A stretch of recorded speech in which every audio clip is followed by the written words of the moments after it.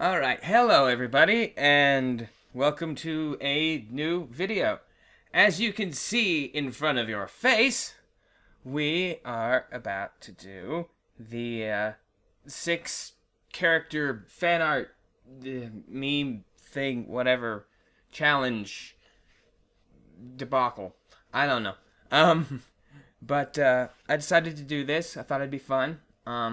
And I also thought it would be fun to record this because I can get 6 videos out of this. So I asked around on DA back when it was still DA. I asked around on Discord for suggestions, and I got a whole boatload of them. I might even wind up having to do a round 2 because there were just so many good ones. But I picked the ones that I thought they were best, and I decided to do this. Now, this particular episode, I guess you would call it, I don't know. We're gonna do a little bit differently because I, like the complete and total head case that I am, kind of screwed up the commentary recording when I was drawing this. So I'm recording this after the fact, trying to like recoup what I can. So how good this is or isn't, I don't know. We'll have to find out. I had been thinking about doing like speed ups of my drawing and then recording the commentary after the fact in order to make the videos not hours long and ridiculous.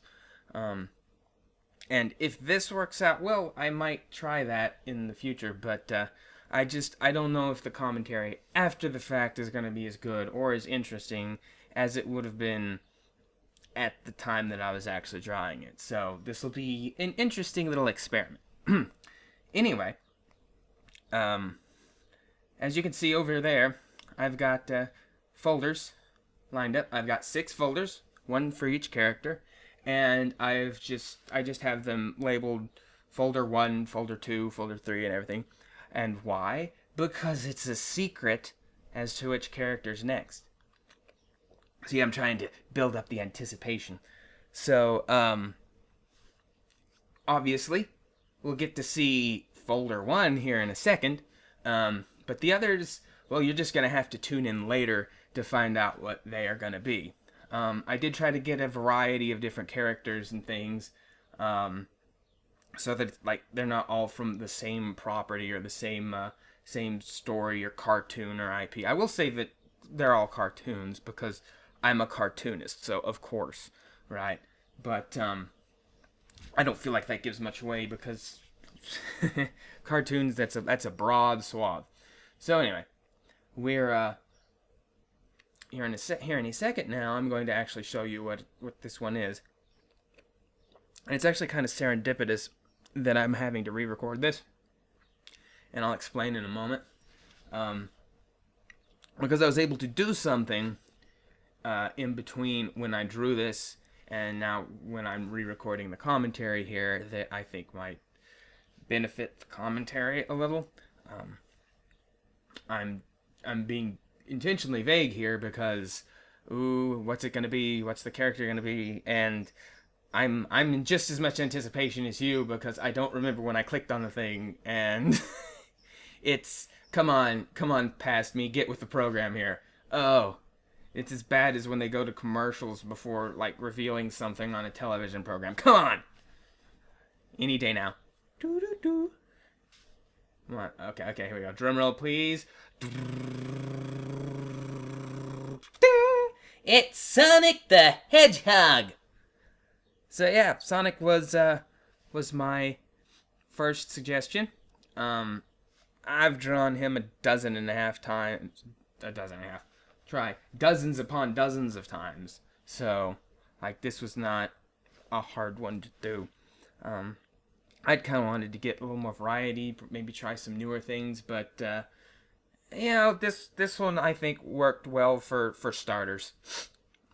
Just kind of ease into it.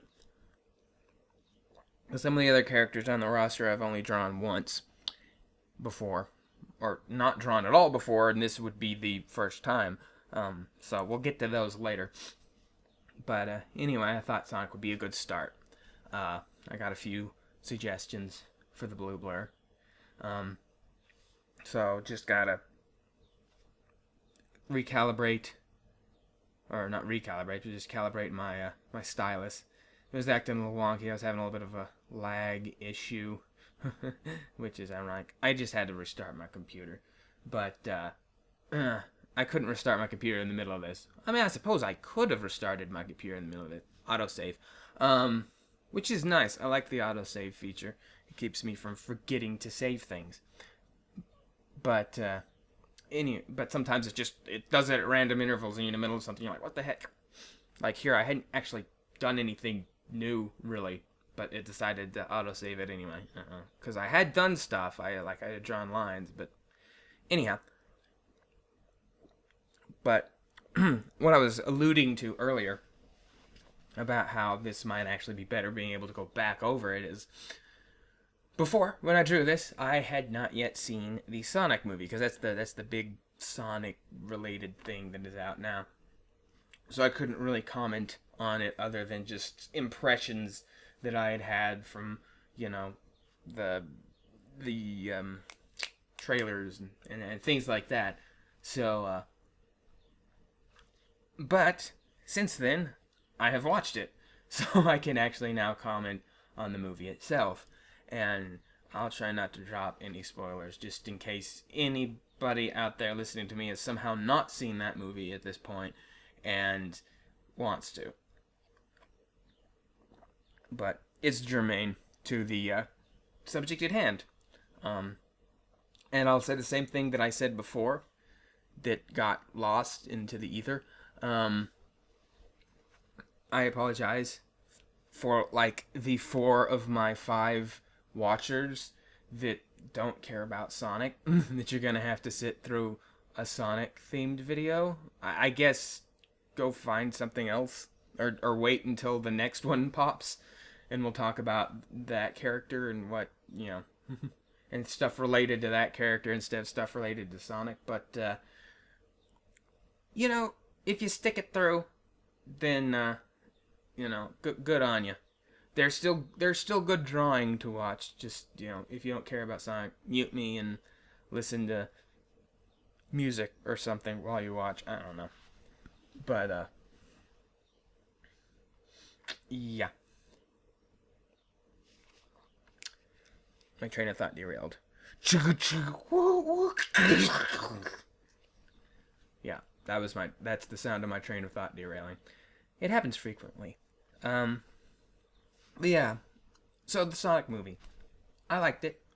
I like that something Sonic related is getting generally positive press, because it's been very negative, it seems, for a very long time as far as the general public is concerned. Despite the fact that a lot of stuff has come out and a lot of things have been fairly well received, overall Sonic is still kind of treated as a joke and a meme, and it's just it's getting old. It's getting real old. The whole you have, if you like it, you have to like it ironically, and that's just, liking anything ironically is just the dumbest thing ever. That's not, first off, that's not how irony works. That's not irony. I think I hear I hear sirens in the background. That is not an ambulance. That is a fire truck. It's very unique sound. It's definitely not the police. Yeah, that's the fire truck. And I hope it gets where it's going in time. I hope it winds up not being needed. That'd be good. A lot of times they'll deploy them just, to be on the safe side. But you can't really blame them. It's getting closer now. Now you can really hear it. I have my headphones. I heard it through my headphones too. I don't know why I have my headphones on, because I'm not listening to anything. And I'm not listening to my own voice playback, because that would really throw me off. So, but anyway, that little distraction aside. Oh, I should also mention I'm sure you can hear it, there are birds right outside my window that are being very vocal lately. So the next few videos are probably going to have a lot of chirping in the background. So just kind of in your mind's eye, imagine I'm doing this outside. Because I actually have been working outside quite a bit here recently with, well, not because of the pandemic thing, because I work from home one way or the other. It's been weird for me, because it's been weird for me because it hasn't been weird for me, if that makes sense. That doesn't make sense. The words I'm using don't make sense. But it's hard because it's hard for me to relate to other people because other people are freaking out and they're having trouble and they're going stir crazy being cooped up at home, and I'm like, that is normal for me. And it's really weird because I'm usually pretty empathetic guy. Like I'm usually pretty good at putting myself in other people's shoes and trying to like understand how they feel, and I just can't. Like I can't connect with it, and it's weird because coming out of this, we're gonna have a whole group of people. Oh, here, this is where I was playing around with his eyebrows to see if I could get a little more expression out of him. I think I wound up getting a little more expression out of him, but overall, I didn't come up with anything new that I liked. But we're having like this shared experience as people, right? Going through this pandemic thing, and I feel like, and even though it's not necessarily there are positive elements, but even though the overall experience is not necessarily a positive one, like, I'm kind of, don't get me wrong, I'm glad that I'm not going stir crazy and out of my mind being cooped up at home because I'm used to it. But at the same time, it's like, years from now, people will be talking about, oh, hey, remember how terrible it was being cooped up at home, and autosave. Remember how terrible it was being cooped up at home and all of this stuff, and I'm going to be like, no, because it wasn't that awful for me. Like, I just can't relate, and it's weird. Because I want to relate, but I just can't. Because I spend a big chunk of my time alone drawing or doing things like that. I work from home. But even when I'm not working, like, I do a lot of, solo activities. I'm an only child, so I didn't have any, siblings or anything growing up. So I had to just kind of, keep myself entertained and make my own fun. I mean, obviously I had my parents, but my parents couldn't always play with me or do things with me because they had their adult stuff to do. So, I had to just figure out how to keep myself entertained and busy. And so I'm fine. I don't have any problem with all this at all. It's had very little impact on my life, aside from a little loss of time, because they did close down the church, which was like my one weekly thing that I had to anchor myself. So I've kind of lost track of what day it is. My sleep cycle's gotten off. Like, it's been, what am I doing? Oh, okay. So at this point, I was talking about the movie and how the redesign was better because they got the eye shape right. Because even though they separated it, like, that eye shape is very iconic. That's what I just showed there. And how, like, just something as simple as that, and how, like, splitting the eyes is not really that big a deal, because in my mind, the eyes have always been split. Like, he's always has two eyes. I don't subscribe to the people that talk about, like, the mono eye. He doesn't have a mono eye. He's not a Cyclops. He has two eyes. They're two separate eyes. It's just not, it's just implied rather than actually drawn or rendered, right? And, like, Sonic the Hedgehog is not the only character to do that. There are other characters who actually have two eyes, but that, like, the separation between the eyes is not drawn. It's just up to the viewer to fill in the gaps. And it's not just that. a lot of cartoons have gaps of one sort or another that it falls to the viewer and the eye to actually fill in the gaps. It's a matter of simplifying, which is something that's it's a big part of cartoon art, is simplifying. But the trick, of course, is to not oversimplify, because then you've just got a cube or a circle and you don't actually have a character. So it's to figure out like what to simplify, what not to simplify. You know, that's where the challenge of it comes in.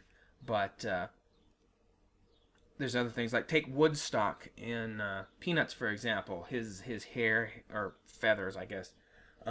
If you actually look at the way he's drawn, like there's big open space on his head between his feathers, because they don't actually connect. It's like it's not a full thing. It's not fully drawn, right? It's just kind of implied. And then they'll go in and they'll when they slap the color on again, it's just kind of implied. But you do get the idea of he's just got this wild, crazy feather, just wild, crazy feathers on his head, and like your brain fills in the rest of it. And so it's the same thing with Sonic's eyes. Like, they're two separate eyes. They just don't draw it or render it. It's implied. And if you've ever actually seen the Sonic model, wow, thank you, that's very loud. If you've ever actually seen the Sonic model, not fully rendered, he actually does have two eyes. I mean, you can actually see the split between the two different, forms, polygon, not polygons, because that's, meshes. That's the term they use in 3D. You can actually see the separation between the two meshes where they come together and they actually kind of clip into each other. But then, of course, when they render it and everything, like they smooth that part out so that it looks continuous, but it's not. I don't know how I got into that. I mean, I do, but I don't, because I was still talking about the movie. I've gone a different direction here. I'm gonna get to the movie though. But it's just I'm having issues getting my curve right here. You can tell. I did have some sluggish issues. Like I said, I needed to just reboot my computer.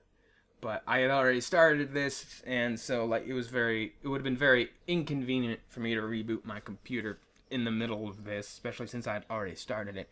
I wish I had, because if I had, I would have realized that I wasn't recording any of this, but, or I should say I wasn't recording any of my audio during this, but, you know what they say about hindsight, so, but anyway.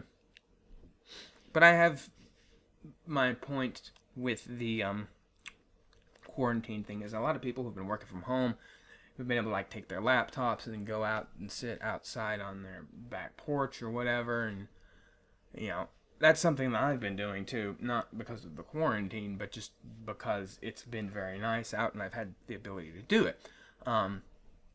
So all back around full circle to the chirping birds and everything. Just imagine that I'm outside, even though I'm not. It's just outside the window, but let's pretend I didn't say that.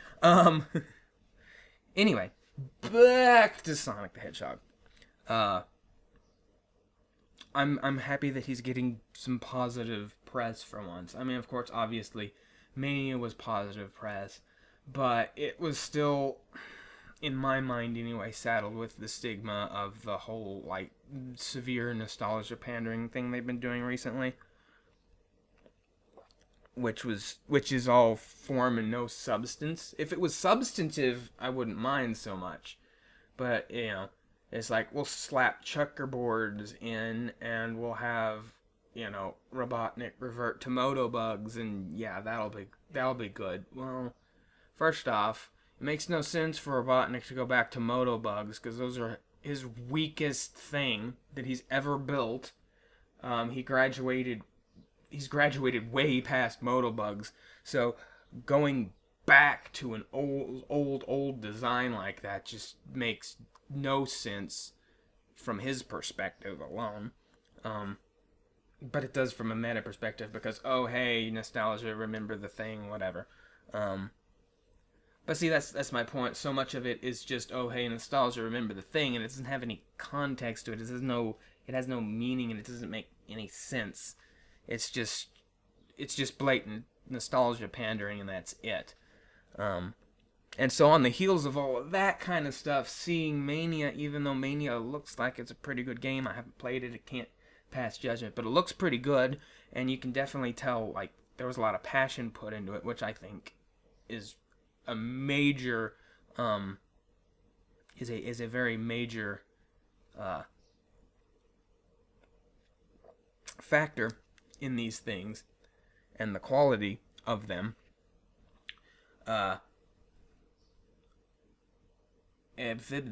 What was I saying?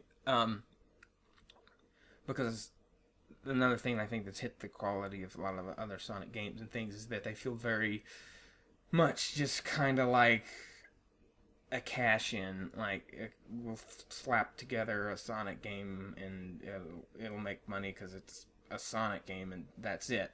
Right. I don't feel a lot of passion behind the people making it. I feel like it's more just a chore.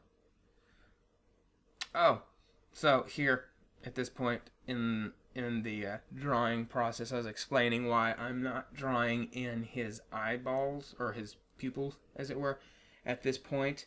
But I'm going to wait because of the character next to him, which you can't see at the moment because I have not revealed them yet. But I'm going to want to draw them separately because I haven't drawn the other character yet. I've got the sketch over there. It's invisible. You can't see it right now.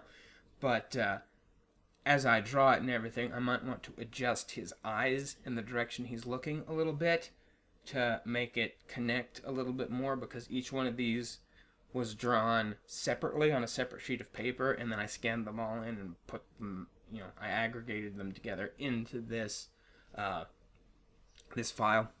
So the eyes are, they weren't a little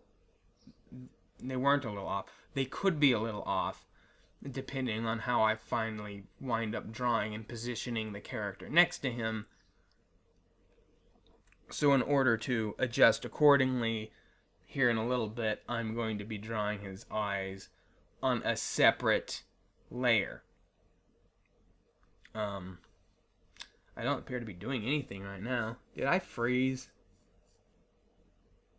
I don't think I froze. Anyway. I may have got... Oh, there I go again. Alright. I don't know. Anyhow, where was I? I keep on interrupting myself with my drawing. This is weird. But, yeah. So yeah, a lot of the Sonic games and stuff just seem very phoned in. I don't feel like there's a lot of passion behind what they're doing. It's more like, oh, here's a Sonic game because we have to make a Sonic game. You see, now I even pointed out, like, the direction he's looking.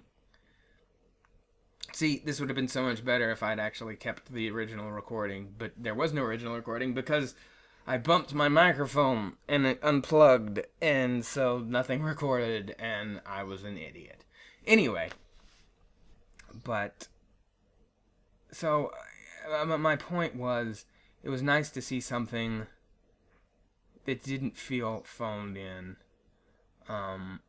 Like, Sonic's character in the movie is just, like, dead on. They nailed it. Like, they've got,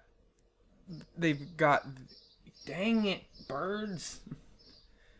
I feel like I'm in the tree with them. But, I feel like they nailed his character. Like, this is the Sonic that I haven't seen since, like, Unleashed. Which is really nice. And I'm really happy that that's going to be a lot of new people's introduction to him. The Sonic that we all know and love, rather than the weird kind of uh, cardboard cutout, like watered down cardboard cutout that he's become. Um, so I'm happy about that, and I'm happy that it wasn't conflated by the whole modern versus retro thing that's muddied the waters in the games recently and stuff. Like, I'm glad that it's just Sonic, and that he was portrayed well, and that he was a character that you could connect to and like.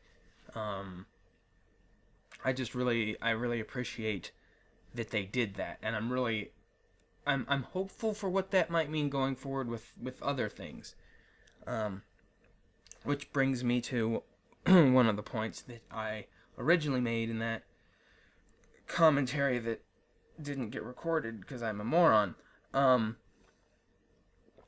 I feel like now would be like things are good right now, but now would be a perfect time to for them to go in and do the adventure remaster. Because if you think about it, you think about the movie and how it portrayed Sonic, and the fact that it had, how it handled the whole human thing, and he was on Earth, and it was a human world and everything like that. You look at how all of those things were handled. Okay, art commentary now. So I was showing how I put it on a separate layer. These are his quills, and I put it on a separate layer 2 over there, because as I just illustrated there, if you look on the sketch, the line on his quills don't exactly match up. So by putting it on its own separate layer, I can draw the line all the way across and make sure that the line aligns properly. And I can draw it through his arm, but that's no big deal, because since it's on its own separate layer, it's not going to mess up the arm. And I can go in and I can go in like I'm about to do here in just a little bit. I'm going to adjust that a little, rotate it so it connects to I guess his jawline, that would be. I'm going to rotate it here in a second so that it transform, scale down, rotate, there you go. Free transform. Oh, okay, I used a different tool, but it's going to be the same result. I'm going to grab the center, and I'm going to drag it over to the end, because one of the nifty things about this program is that I can do that, and then I can rotate it around a different part of it other than the center. And I'm going to just adjust it so that it's actually lined up with his head properly. And then I'm going to probably tweak it a little bit more. I'm going to move the fulcrum over there where it's attached to the head, and then, turn it some more that way. But then when I'm done, I'm going to go in and I'm going to erase out the part that is covered up by his arm, but I don't have to worry about the lines intersecting there messing up the arm I already drew. And I actually, if memory serves, I wind up going ahead and doing all his quills on that separate layer, just to make life easier, because then I can go back in and I can erase stuff where his hand's gonna be, and where the sleeve of his, no, it's not a sleeve on a glove, cuff, that's the word, the cuff of his glove is there. But anyway, back to what I was saying. You think about people who are just newly introduced to Sonic and his world and the characters and stuff via the movie, and I feel like they would be more interested probably in the adventure games. Oh, see, you notice? Okay, now I'm readjusting it. Now we know from when I drew it that it was actually aligned properly, but once I erased that part in there, it looked like it was actually a little misaligned, which is, it's kind of an illusion. It's an optical illusion, but you want it to look like it's aligned even if it's not, right? So I had to adjust it a little there, even though now, technically speaking, it is not properly aligned, but it appears properly aligned. Just like with the bridge of Sonic's nose in between his eyes.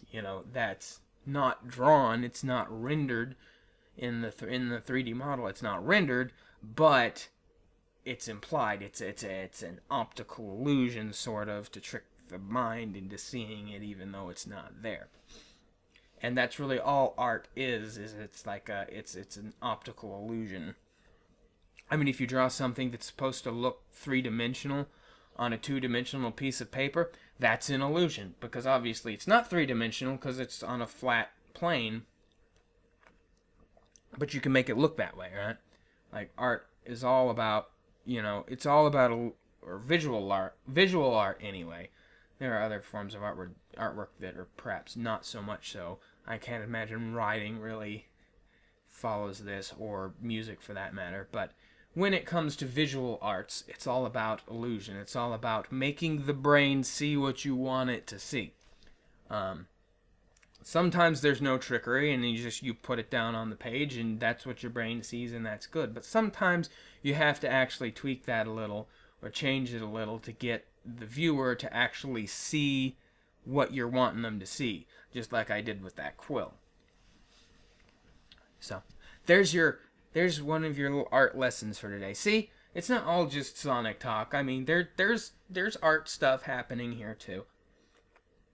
But anyway, back to my point. I feel like the Sonic Adventure games would be a good jumping on point for people who hopped on board with the movies, right? Or I say movies plural, movies singular, though. It's all but a foregone conclusion at this point that there's going to be a sequel.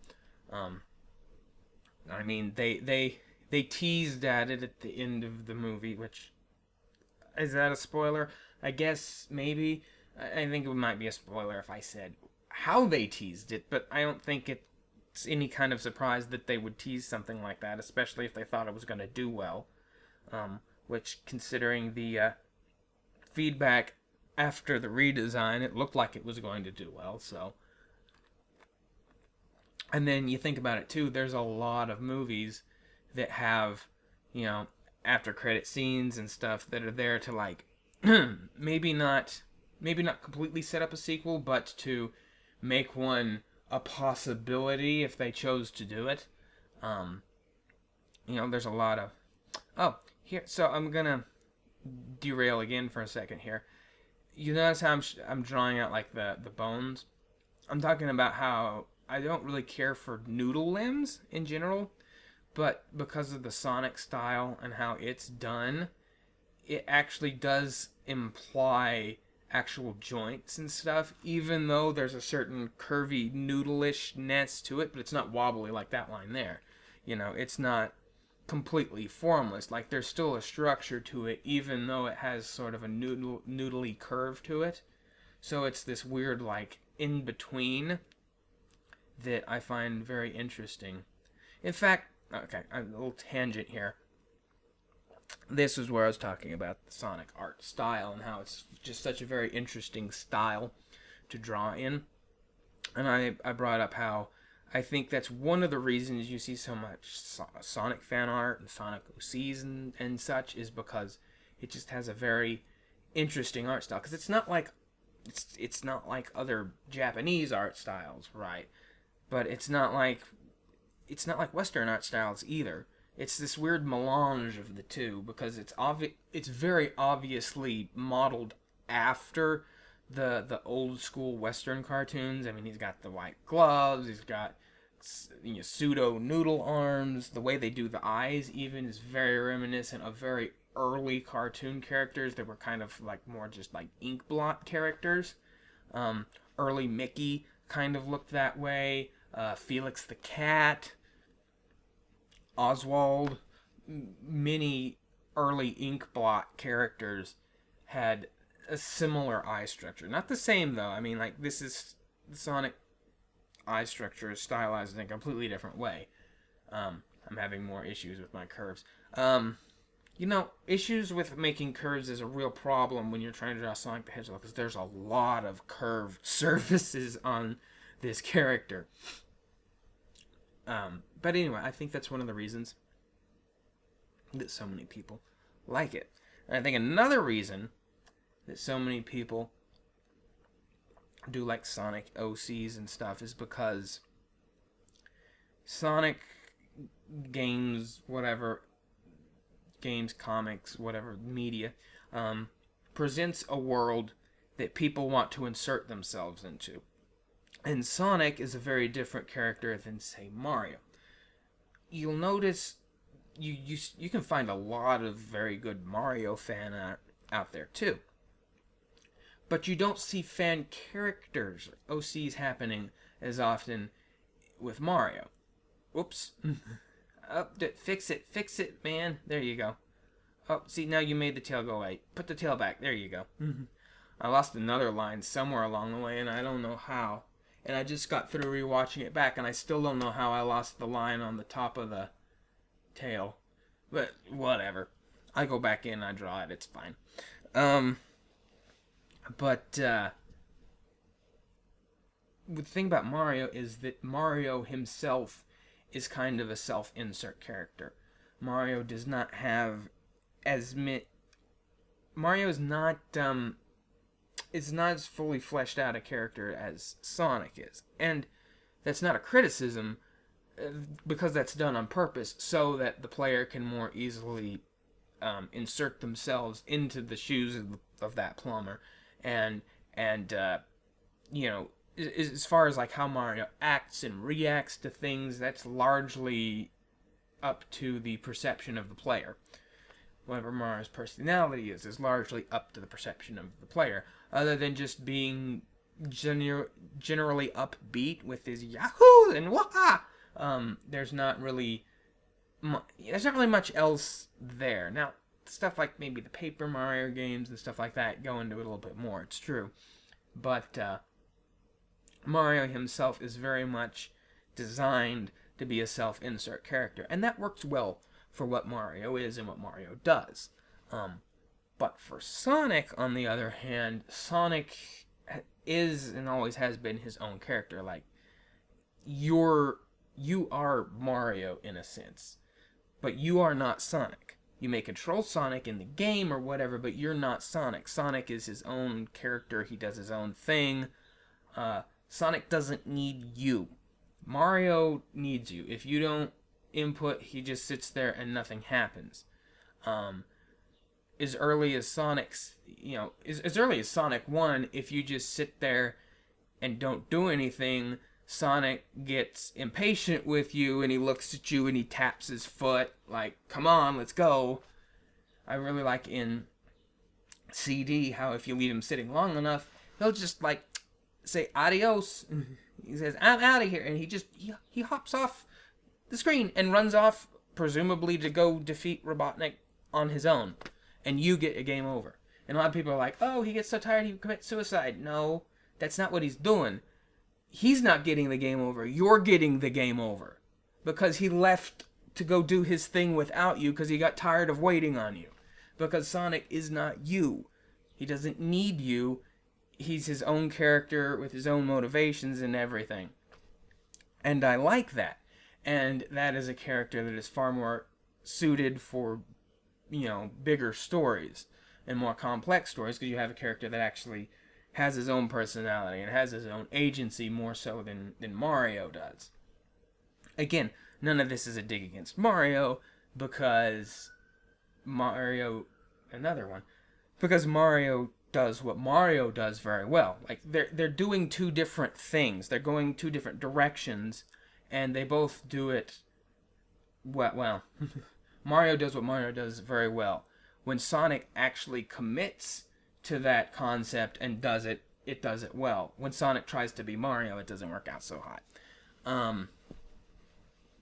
But that's a whole nother discussion. But anyway, my point was that since Sonic is not the player, since Sonic is his own character, I think that drives people to want to create original characters in order to insert themselves in that world.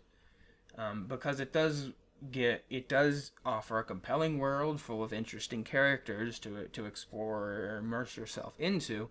But since Sonic, unlike Mario, is less of a self-insert character, if you want to insert yourself into it, you got to make your own character. So I would say a good 90% of the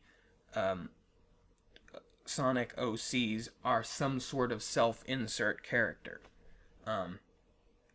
which I think, if anything, that speaks to the fact that, like I said, you've got an interesting world with interesting characters that actually draws people in and makes them themselves want to immerse themselves in that and be part of that, which leads to that sort of behavior. So I mean, I think that's one of Sonic's strengths, and that's a strength that they have skewed away from, at least in the games, in recent years, in favor of kind of a more detached comedic tone. And I think in the long run that has kind of diluted things and muddied the waters, so to speak, because it's lost some of its sense of identity in the course of doing that, because that was always one of its strengths.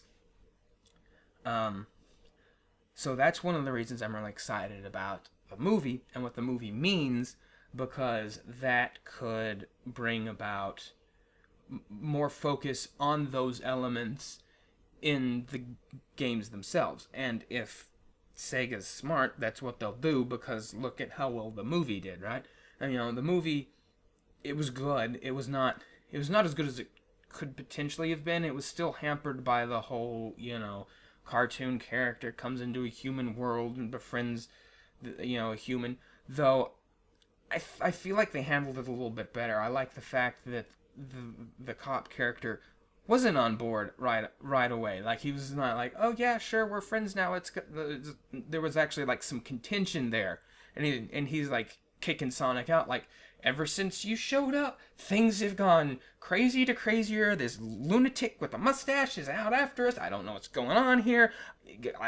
My life is, things were going up, things were going good, looking up, and then you showed up and things all went crazy, and like, get out. I don't have anything to do with you anymore. And then Sonic throws back at him, well, it's like, none of this would have happened if you hadn't shot me with your stupid tranquilizer gun. So really, this is all your fault, and you owe it to me to help me out. And it's like, he makes a good argument. Obviously he makes a good enough argument to convince the cop to go ahead and help him out here. But like, I like how that played out. It's not just like, oh, we're friends now and we're gonna go on an adventure. No, it's like, all this stuff is hit the fan, and now we've got to deal with it. And it's as much your fault as it is mine. It's as much your responsibility as it is mine now, because you inserted yourself into this whole mess when you shot me. Right? So, like, the whole way that even was handled was better than most. So I think a lot of animated, especially animated / live action movies, kind of suffer from the Roger Rabbit syndrome.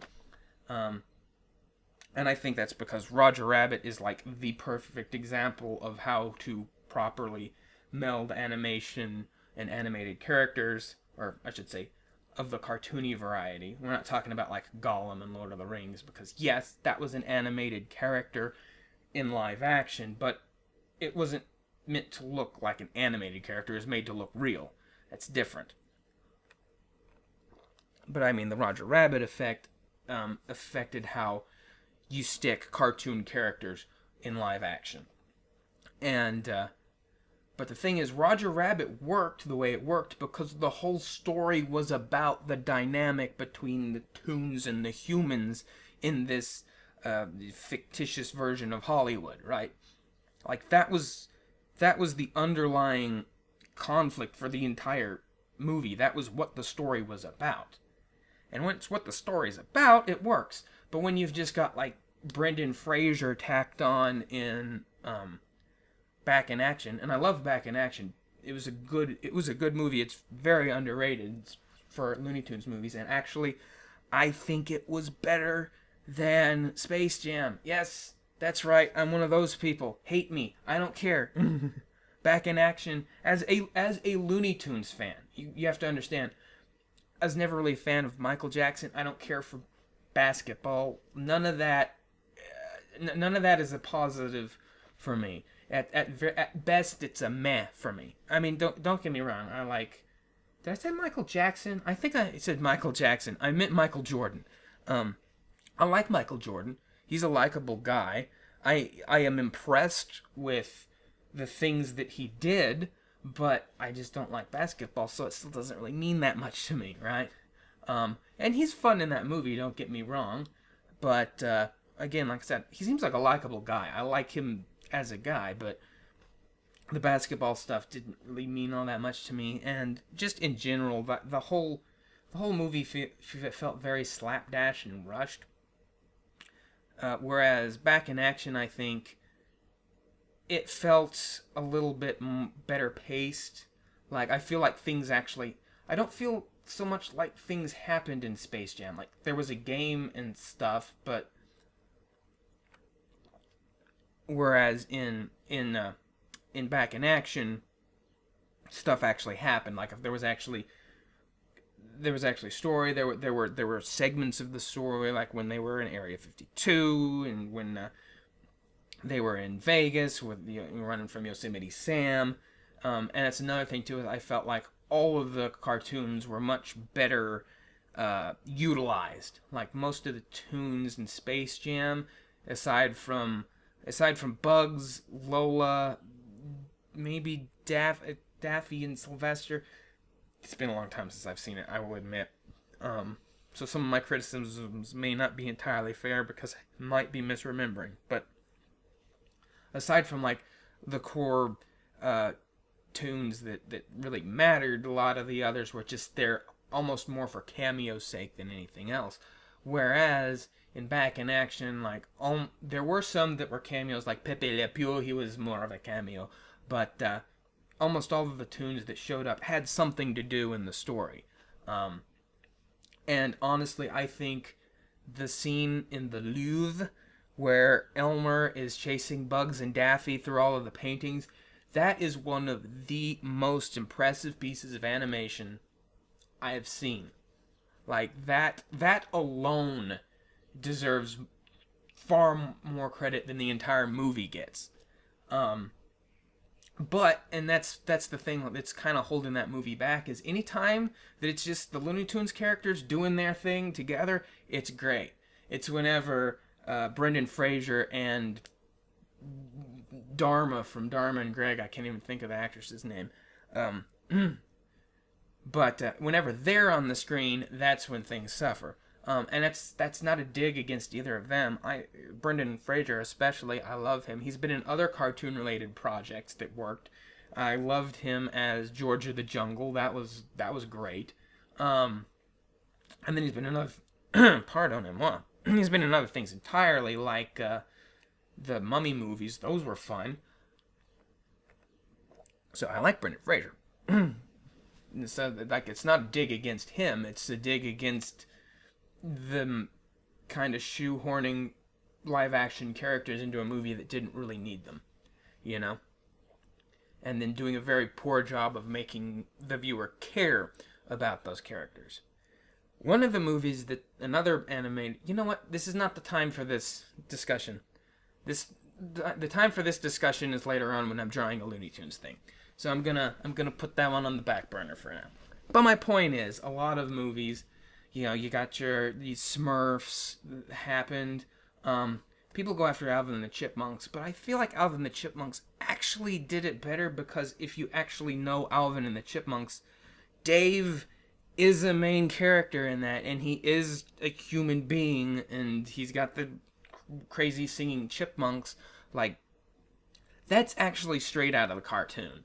That was not contrived for the movie's sake, so... I give that one, I think, a little bit more of a pass than some people do. But anyway, you see it a lot, and sometimes it works, sometimes it doesn't, but almost always it seems kind of unnecessary and like it might be better without.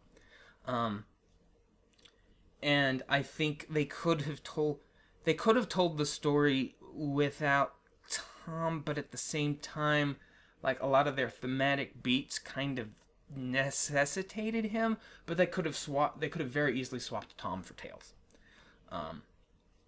and it would have worked just as well with like the themes of friendship and loneliness and family and all of that stuff.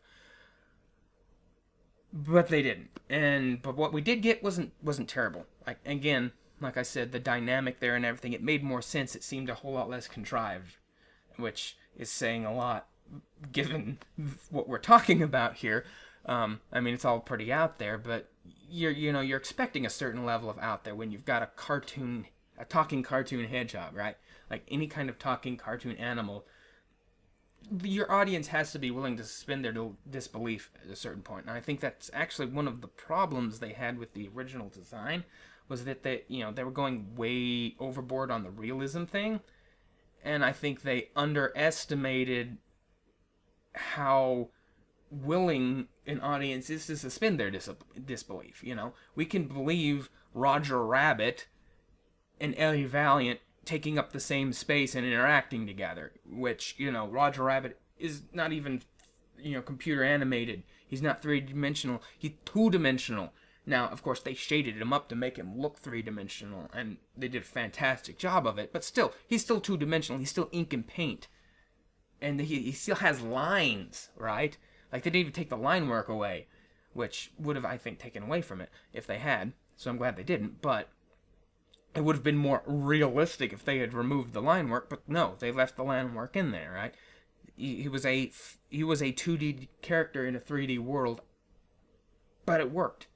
You believed it. Even though it's so out there, it's ludicrous, it doesn't matter because the audience is willing to go on that trip and make that conceit for the sake of enjoying the movie. And I think they underestimated how willing people were to do that when they came up with the first design of Sonic. And then everyone was like, ugh, that's terrible because they skewed way too far into the Uncanny Valley territory. And so they went back and they cartoonified him more, basically, and everybody loved it. And somewhere, someone is scratching their head going, this doesn't make sense because that's far less realistic. But sometimes realism isn't all about literal realism. Sometimes realism and believability is about how an audience connects to a character, connects to something, or perceives it, rather than how it actually looks. There's a certain intangible emotion to it, And because of the redesign and the big eyes and the larger mouth and the larger, more cartoonish mouth and everything like that, that allowed the character to be more expressive, which is one of the reasons that things like mouths and eyes and things are exaggerated and emphasized in cartoons, is because it allows it to then be more expressive, which then allows the audience to connect to it on a deeper, more emotional level. And that worked. And the Sonic movie is a perfect example of that in practice. So anyway, where was I going? See, I get off on these tangents, but somehow I always manage to come back to the general gist of where I was going with it, or almost always. But the point that I was making is that Sega would be foolish to not try and do some kind of Sonic Adventure remake at this point. I know that's a big buzzy thing right now and everybody's talking about it, but it makes sense. You've got all these other, you've got your Spyros and your Crashes and all that they've done remakes of. They made a remake of a SpongeBob, of an old SpongeBob game, and I'm like, and SpongeBob doesn't need that so much. I mean, he's still going strong on Nickelodeon. Last I was aware, I never really followed that one much. It just didn't really jive with me. But it doesn't necessarily really need the boost of a remastering an old video game, especially since it's a licensed property. It's not like Crash or Spyro where like that's the main medium in which the character existed. like with SpongeBob, he's a, that was a licensed game, so it's actually kind of weird seeing them remaster a licensed game like that rather than an original IP. But nevertheless, like, he's getting the treatment. It just makes good sense to do that, to give both the adventures really the remake treatment, because that's going to jive best with the people who hopped on board through the movie. Because there's a lot of people that know very little about Sonic. Like, they know of Sonic, but that's it. They know very little about Sonic, that were introduced to him as a character through this movie.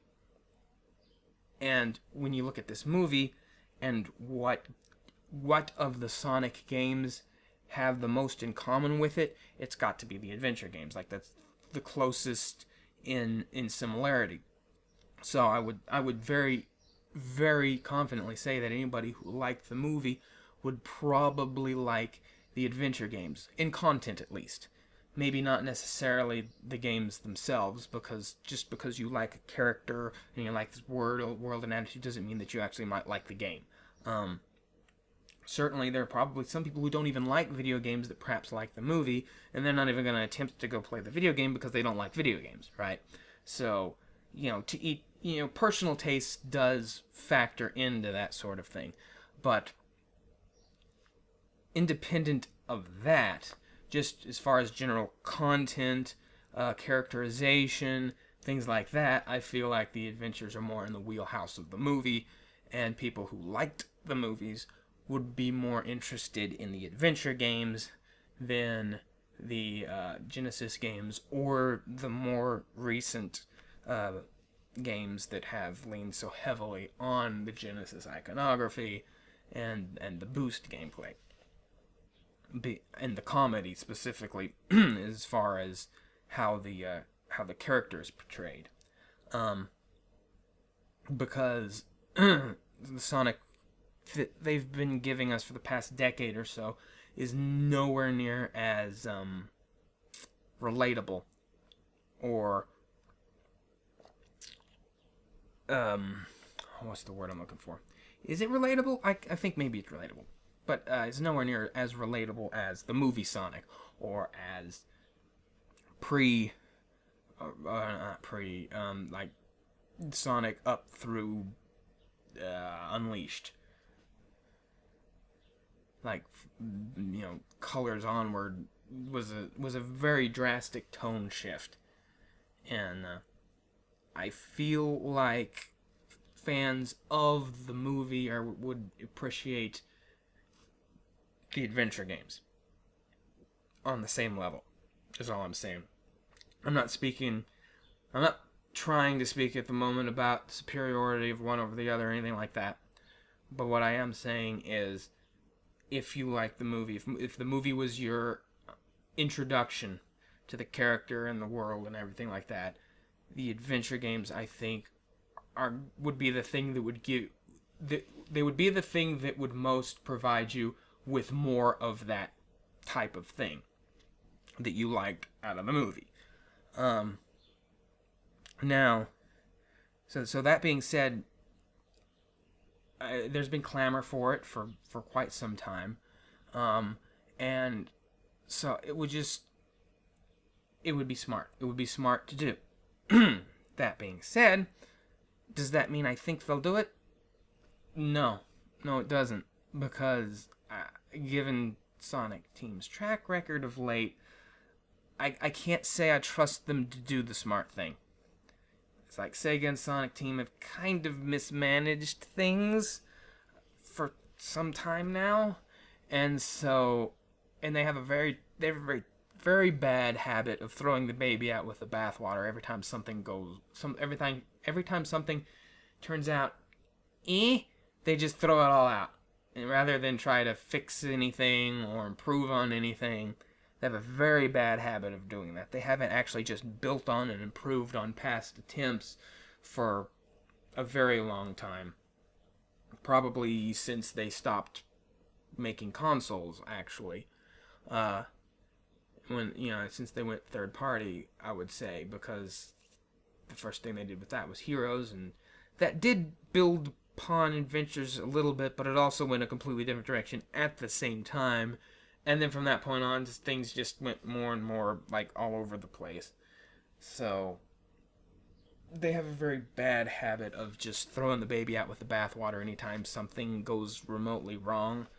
And they just, I just don't trust them to do. I think it's the smart thing to do. I don't know if I trust them to do it. But it would be great if they did.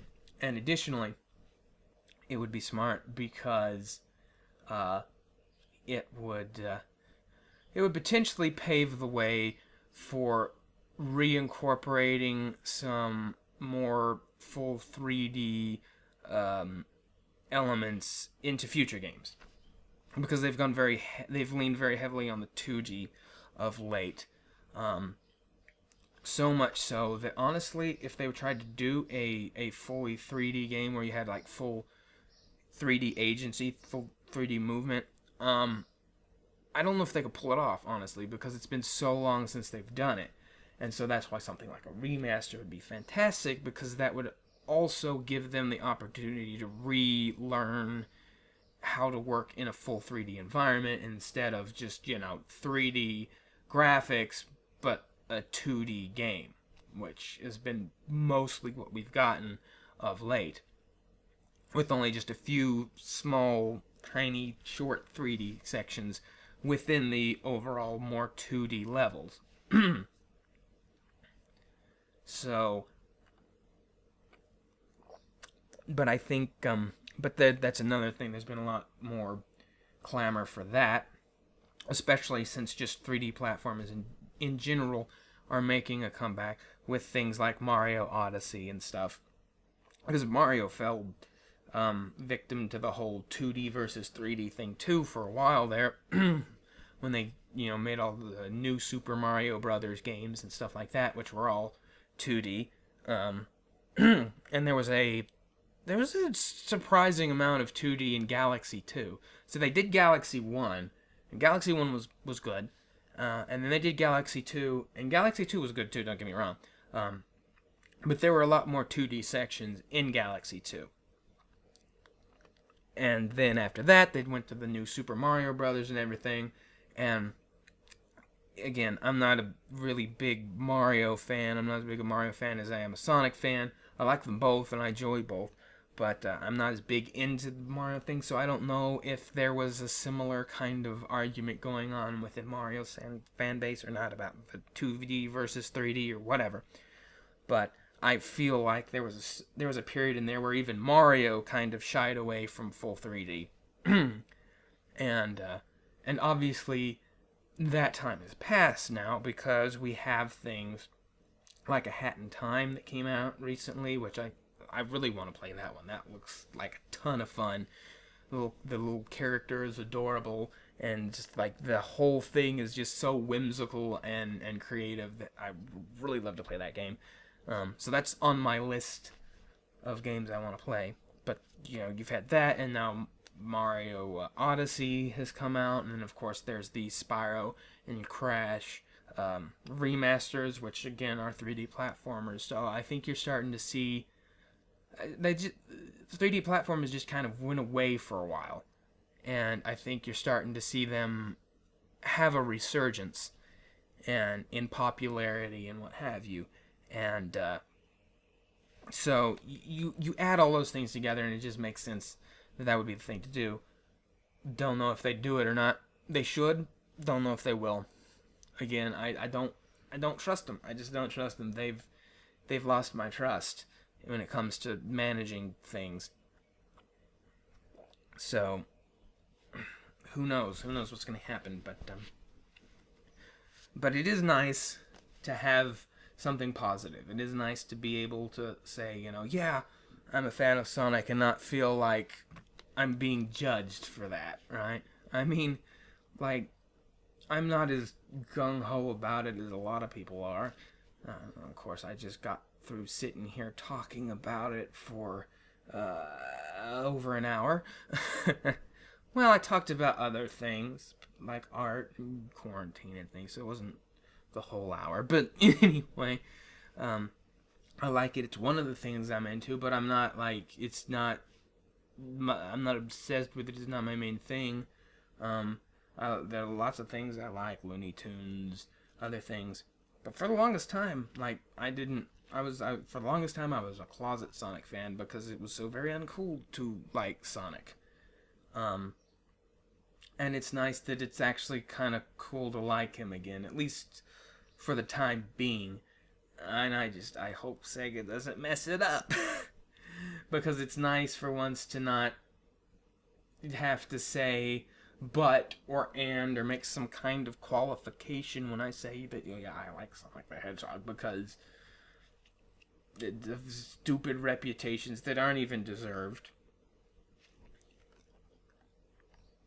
and dumb internet memes that get circulated, and a few like questionable Sonic OC type things and stuff like that. It's like it makes it hard to like the thing when people get when the thing it's hard enough to like something when the thing you like is criticized and disliked by people in general. This is a thing that I have had to deal with pretty much my entire life to some degree, because I have noticed I have a tendency to gravitate towards things that are the less popular things and not the more popular things, with rare exceptions.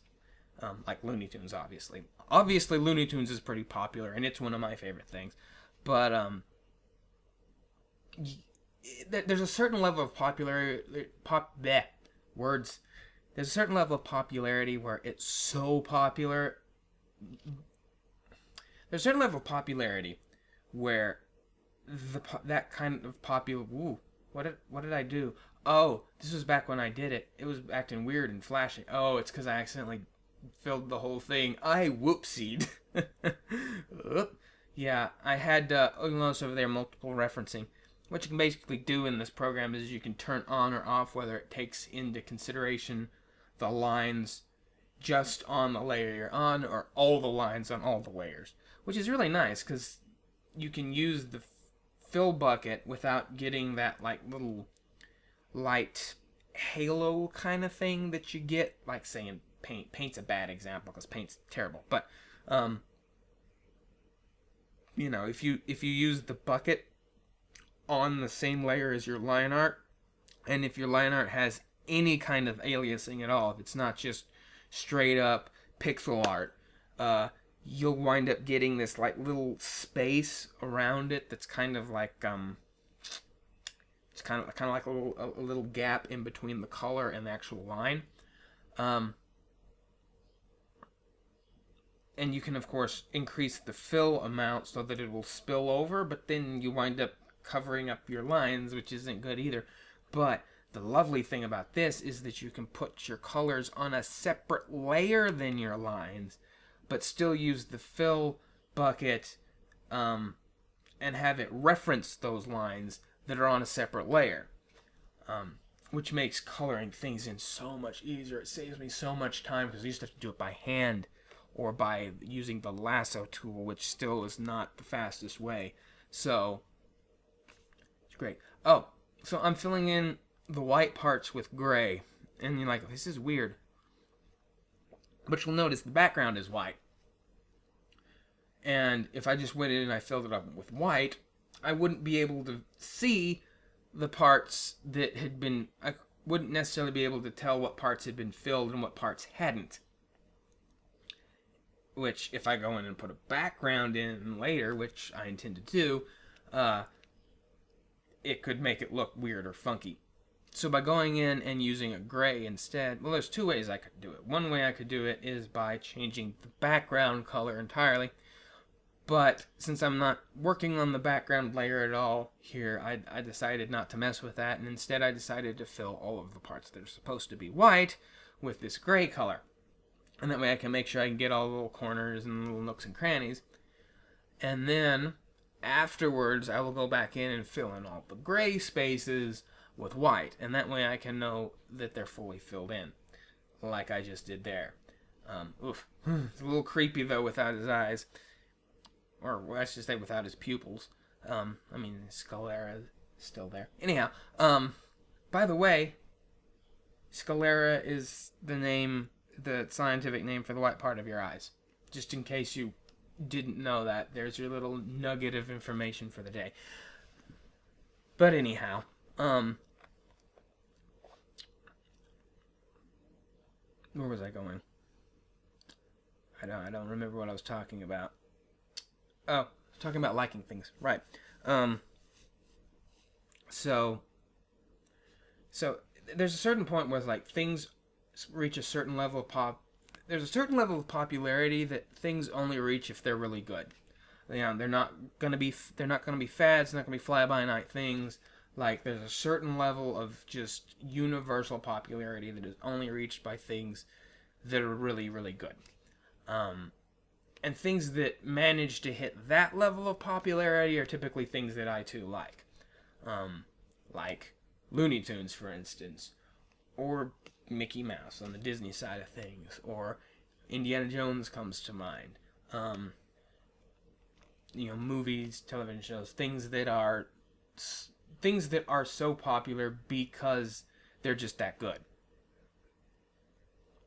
But things that are a little more fad related, not my thing. Like things that are popular in the now, I'm usually not that big a fan of. And then conversely, there are things that I am a fan of that I do like that aren't as popular. Like Sonic the Hedgehog, for instance, which, I mean, Sonic the Hedgehog is still pretty popular, obviously, because even, despite some of the flops and failures, like, he's still around. He's one of the few, going back to the whole, like, 3D platform and stuff, he's one of the few cartoon platformer characters that's still around, because those fell out of, like I said, those kind of fell out of vogue there for a while. And it was kind of up to Mario and Sonic both to kind of toe the line, and even for a while there, even Mario and Sonic weren't towing the line, because they had gone back to 2D roots or whatever. And forsaken the whole 3D platformer thing too. So, But the point is, things don't stick around that long without having a pretty healthy level of popularity.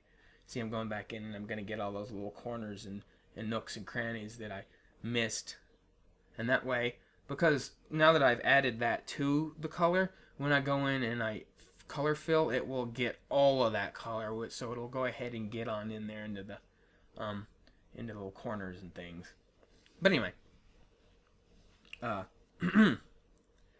I mean, obviously, Sonic has to be pretty popular to still be around, still be kicking, But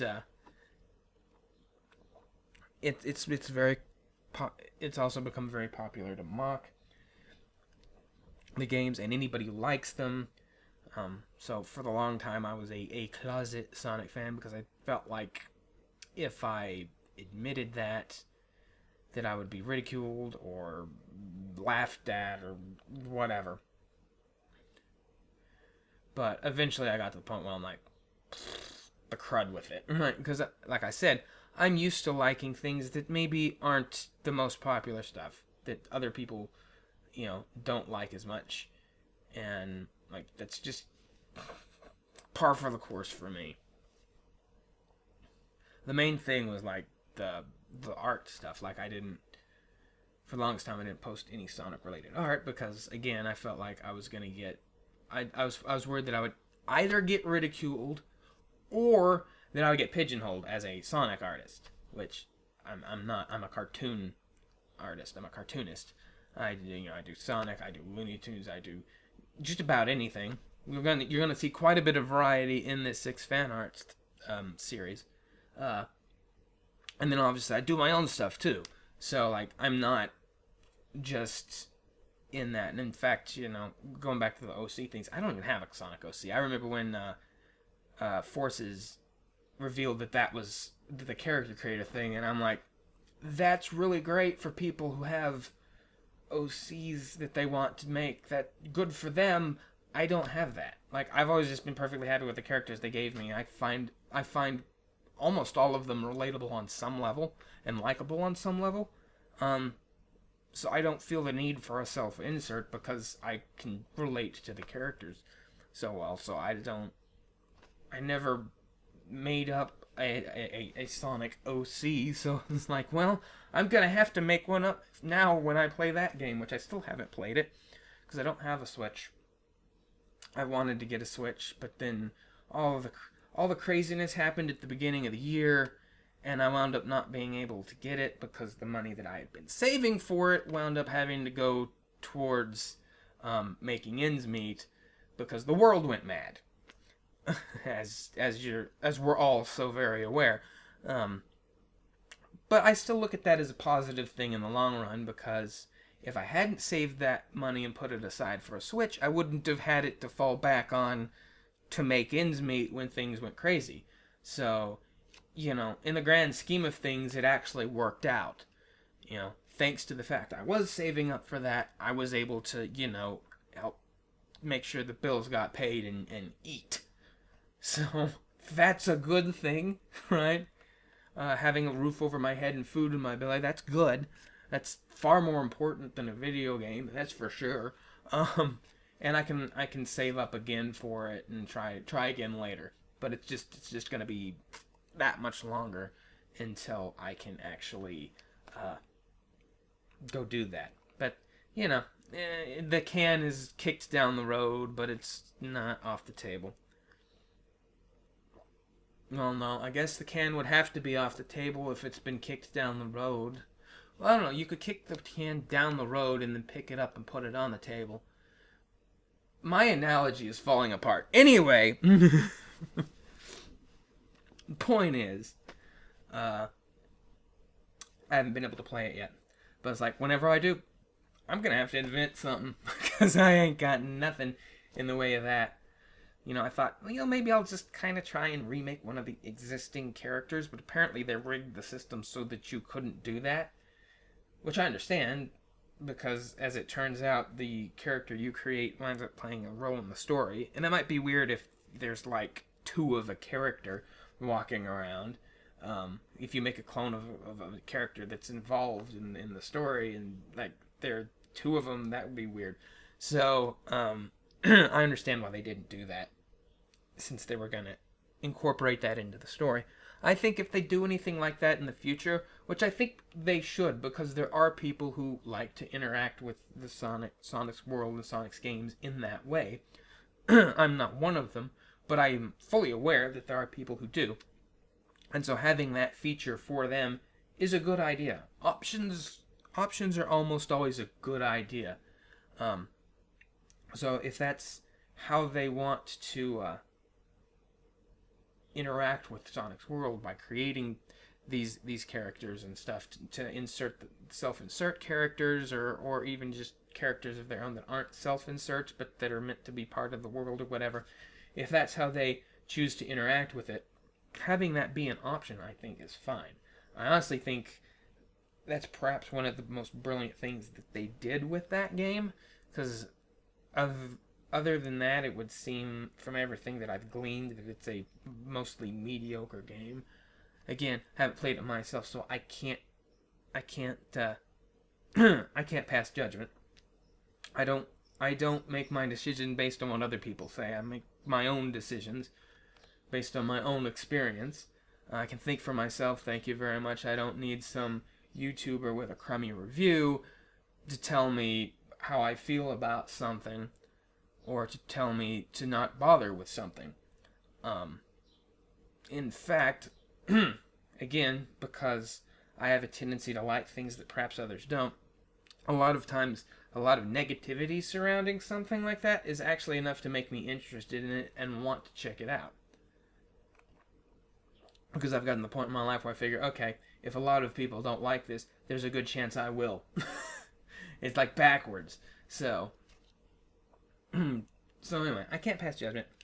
But regardless of whether that is true of it or not, I do think that choice was a pretty brilliant one. But if they do decide to implement anything like that in the future, as I was saying, I really think it should be something that's reserved for like the level select, where you go in and you replay the levels for fun or for like to beat your score time or whatever the case may be. I think it would be far better for that. Okay, this is cool. So I'm going back in and I'm using the bucket to refill this because I did my shading based upon the quills, not upon the hand, and now I'm gonna go back over it with the arm and the hand and reshade it differently. So it'll give it that nice depth. It looks weird right now because it looks like that should be in the back. Because it's dark, it looks like that should be in the background even though it's in front of everything, so it's very disorienting.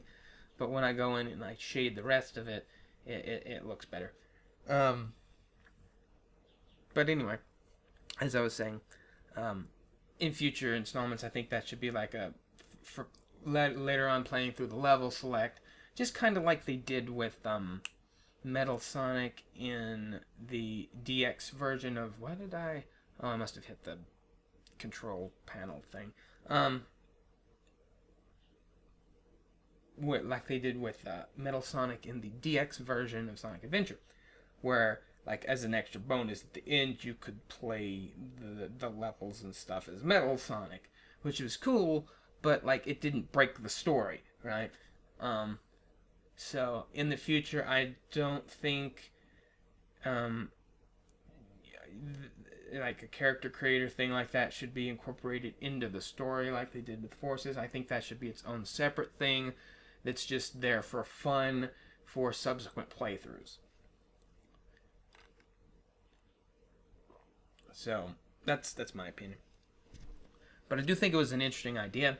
I do think that, and I think it had a potential and should probably actually come back. Because, again, a lot of people like to interact with Sonic's world in that way. And so allowing them the option to do so, I don't think is a bad thing. I think that's a positive thing. Even though, again, like I said, I'm not one of the people that would really partake of that.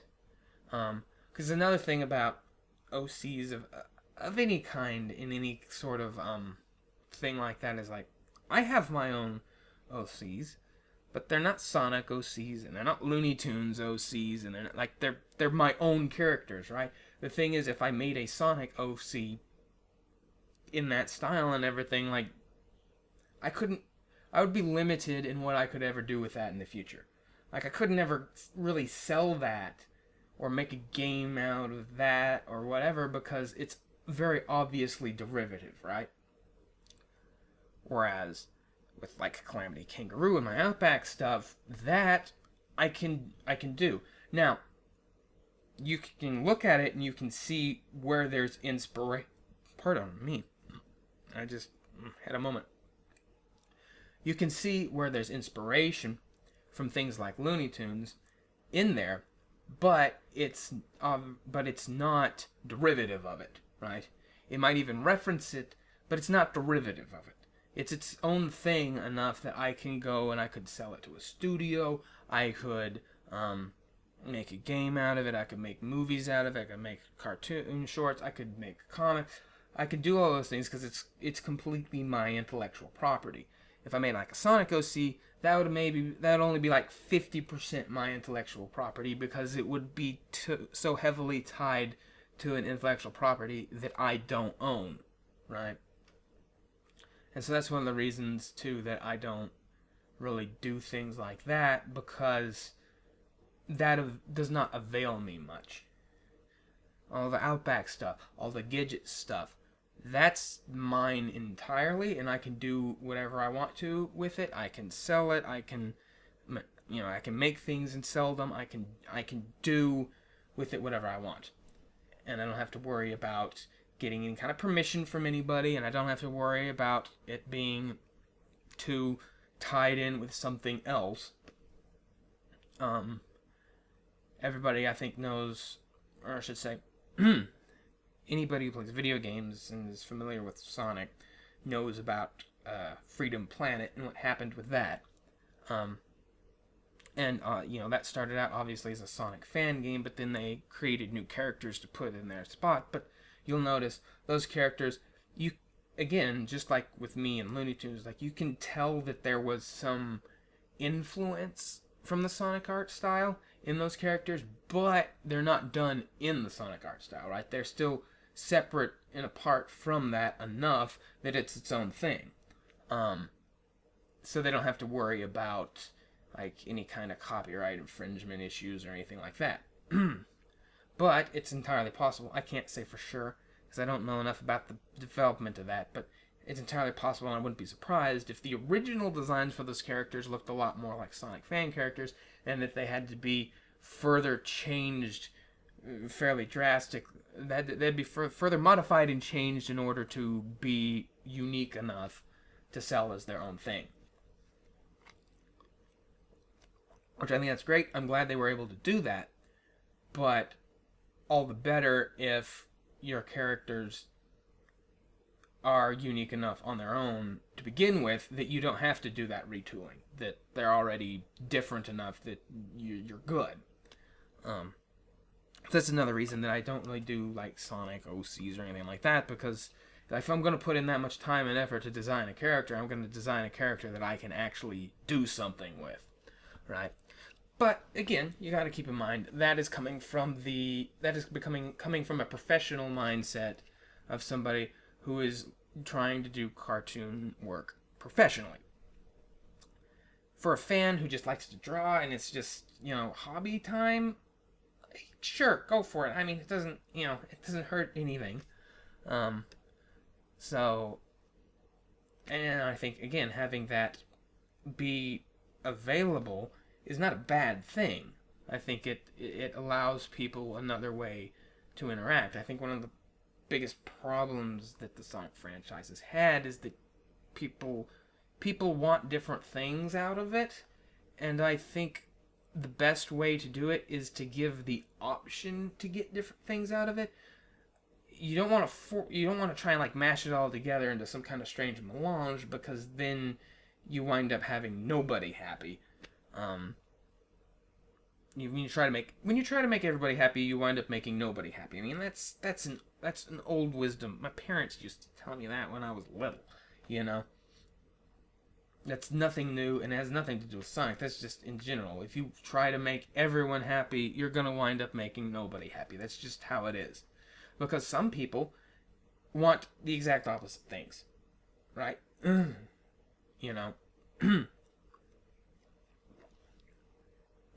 there's nothing you can do about that. Some people are going to disagree, and to the point that they are diametrically opposed.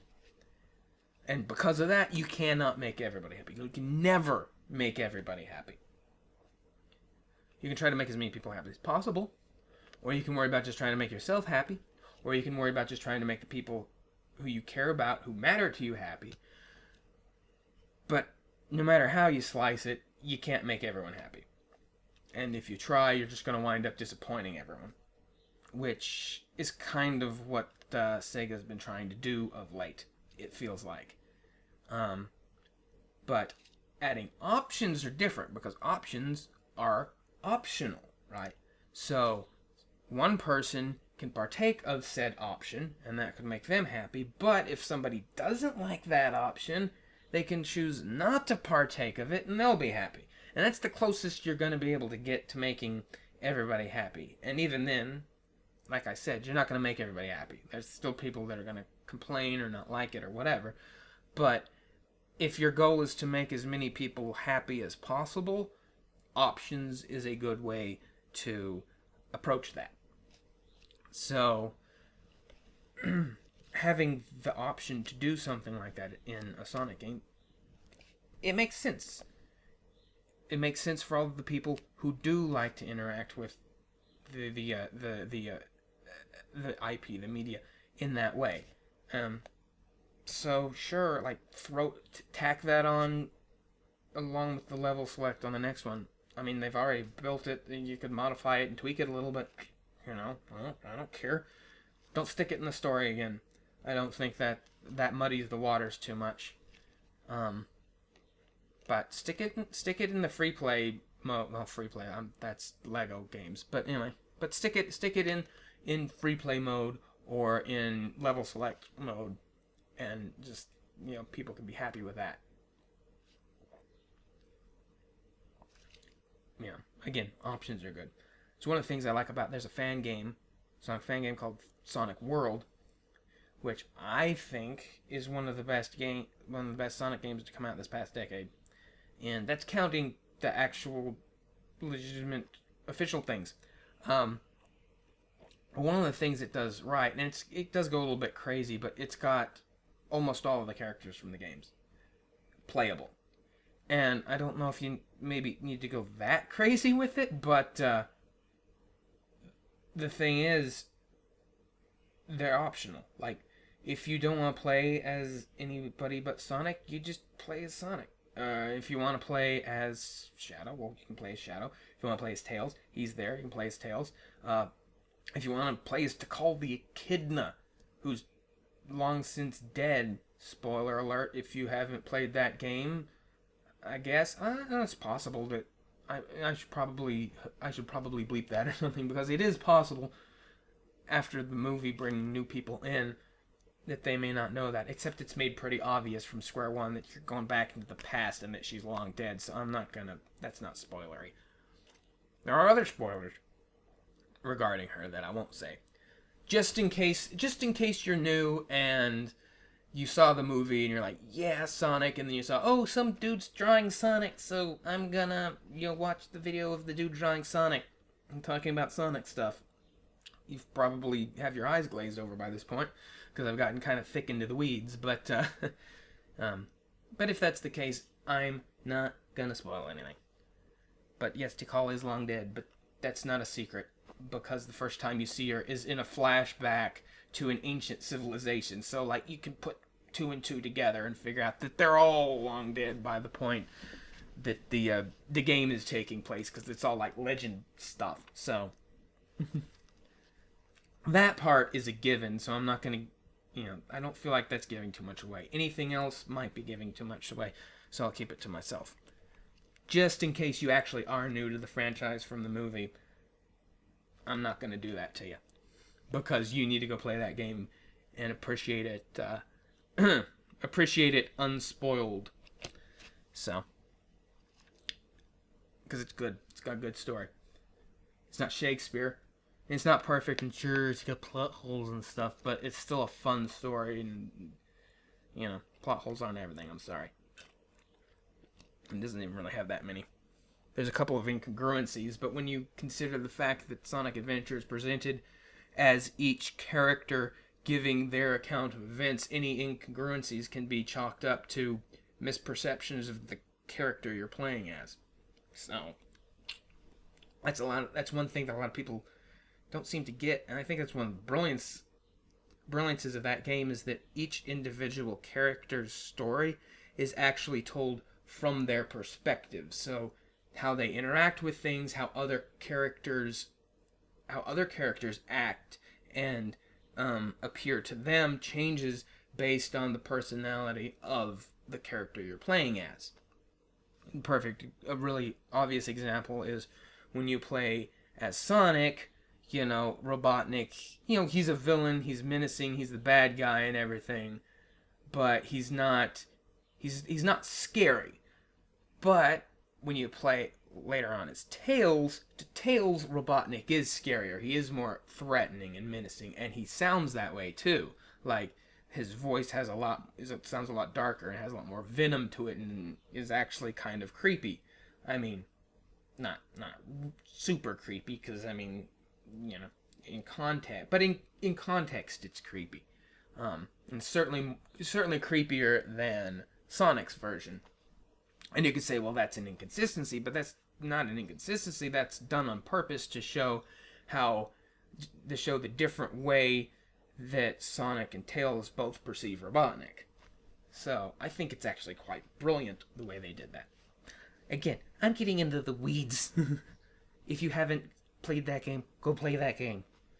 If you like the Sonic movie, you will like Sonic Adventure 1 and 2. I can almost guarantee it, unless you just don't like 3D platforming games, in which case I got nothing for you, because that's what the games are. So, if that kind of game ain't your cup of tea, you're still not gonna like it. You can still like Sonic as a character. If you don't like those kind of games, I'd say go find there's comics, there's cartoons, like you can find other things. But if you are interested in getting into the games, that's a good jumping on point, especially if you're coming off of the movie. And that's what I got to say about that. But anyway, so we've gone a lot of places, talked about a lot of things. Back to the movie, I gotta say, I am impressed. I'm impressed with the performances of everybody. I'm particularly impressed with Ben Schwartz. Fantastic Sonic voice. I feel like he managed to nail the best parts of every Sonic voice actor and like mash them together into one cohesive voice and characterization that I feel is very representative of the character in every facet. So I really liked that. And of course, the improved design and the better expressiveness and animation that goes along with it, like I was saying before about how larger eyes and larger mouth, just larger facial features in general, help to emphasize emotion and emphasize expression and things like that. So the new design and animation, I think, really complemented his performance and elevated it and made it better. I don't think he did a fine job vocally performing, but I don't think it would have hit with quite the same punch if it had not been portrayed as well visually as it wound up being portrayed. So I think that helped a ton. So when you put that, well-designed Sonic together with a very well-performed voice performance, that's kind of redundant, a well-performed voice performance, a well-done voice performance, let's say. You stick those two together and you come up with a very, very good Sonic.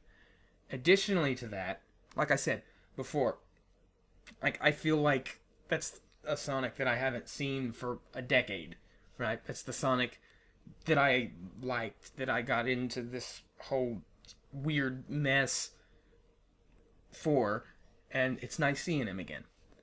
It's like seeing an old friend after not really seeing him. Like, you maybe see pictures on Facebook or something, so you see them, they're there, but you don't really see them, right? You don't interact with them. They say it's just a picture, right? It's a two-dimensional representation of the person. It's not the actual person.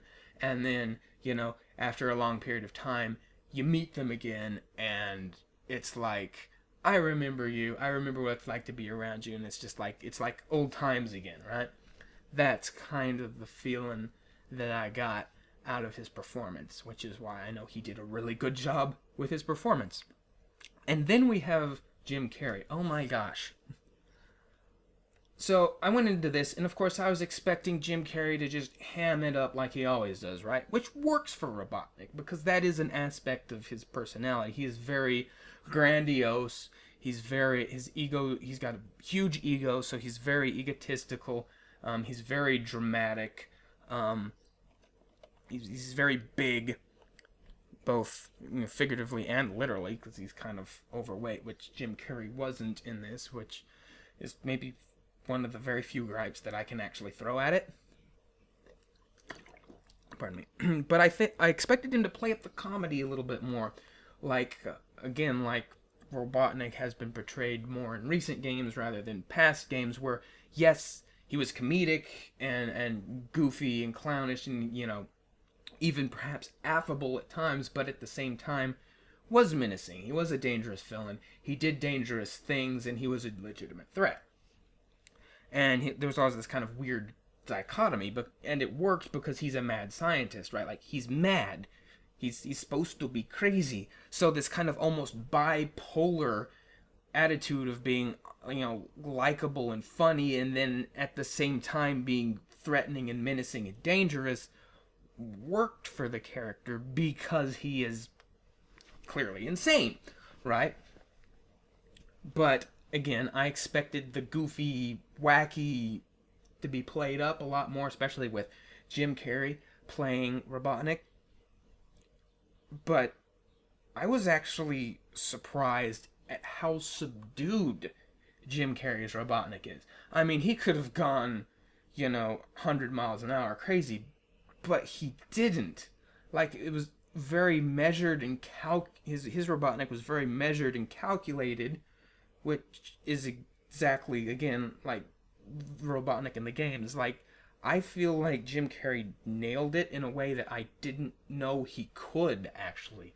I think, and this is putting some of his more serious work aside, because I haven't really followed his more serious work. I remember seeing, like, what was it, something about sunshine and spots on your brain or something. I didn't see that, but I remember seeing, like, previews for that, and it was, like, supposed to be some kind of, like, deep, emotional, philosophical something, and I'm like, but with Jim Carrey, and I'm like, that just seems weird. And I don't fault any actor for trying to, expand their repertoire, trying to get out of being typecast and try to, show that they're more versatile. And it may have worked. I don't know. Never saw it. Because it felt kind of... It also seemed like kind of a bummer movie from what I could gather from it. And I'm not a big fan of bummer movies. So I'm like, I'm just going to pass on that one. But... So, for me personally, from the Jim Carrey performances that I have seen, I think the Sonic movie is one of his best. Like, I feel like he actually grasps the insanity of Robotnik, not just as wacky, comedic, cartoon villain, but as this, like, egotist who thinks he's so smart and thinks he's so great that he should be the one in charge. I love the, I don't, spoiler? Is this a spoiler? I don't think this is a spoiler because it doesn't give anything away. It's just talking about how he acts as Robotnik. There's a scene where, the one where he's dressing down the, whoops! I yanked my line art again. Try that again. I'm talking to past me like, you're an idiot. And like, dude, past you is still you, and you're still an idiot. Yes, it's true. But no. One where he's dressing down the colonel? Is he a colonel, or is he only a major? I don't remember. They kind of glossed... He didn't even get his name out, because it's just Robotnik yells, no one cares what your name is. But that scene alone was very interesting, because in the trailer, it was played up more for laughs. But in the actual movie, it's drawn out a little bit more, and there's still some comedy to that, but at the same time, like, you're getting introduced to this Robotnik character, and you're realizing how not good his entire worldview is, and he basically just berates the entire military for being inefficient and useless because it's made up of people, and how his machines are so much better because they don't ask questions, they don't have to eat, they don't have to sleep, they always do precisely what they're told. I mean, and more than once he goes on a tirade about how machines are better than people, and it's like, that makes perfect sense for Dr. Robotnik, and that's something that I feel like is always implied in the, if not outright stated, I think maybe more in the comics and stuff like that might actually be outright stated. I'm not as familiar with that, but I always felt like even in the games that sort of attitude was implied, given how he reacts and interacts with living creatures versus how he reacts and interacts with his own machines. Even though he's abusive to his own machines, because, look at how he treats Gamma in Sonic Adventure 1.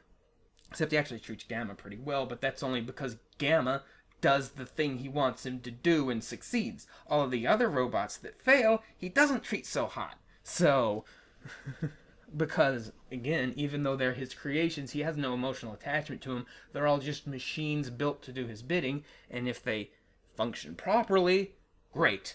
If they don't function properly, it's time for the scrap heap and try again, right? Because he doesn't care about them. So, but I love the way that Jim Carrey did Robotnik. I love the way they played it up. There were a couple of moments where he threatened the main characters, and I actually was like, it made my skin crawl a little bit. Like, not a lot, but I just kind of went, ugh. Like, that's pretty, ugh. Like, when he threatens Tom, again, spoiler, I don't really think so, because this is not giving away any, like, major plot points or anything. But there's a point where he threatens Tom, the cop, and he basically makes a comment about he can do something to him that's worse than death. And he doesn't elaborate on that, but he delivers it with such conviction that I buy it. And additionally to that, because I know a little bit more about Sonic and Sonic's world and you know the stories and like the cartoons and stuff, I'm sitting here thinking to myself, did Robotnik just threaten to roboticize Tom? Because I think that's what he did. Because when coming from his mouth, when he's threatening a fate worse than death, becoming a robot slave with no will of your own could qualify. And Robotnik's been known to do that across various media. So as soon as he made that threat, I'm like, did he just threaten? And it's on a completely different level, because there's one thing when he's threatening like Sonic and his friends that are still animal characters. They're anthropomorphized, of course, but they're still animal characters. That's one thing. But him threatening another human being with it, that's just like, that seems even more disturbing on some level.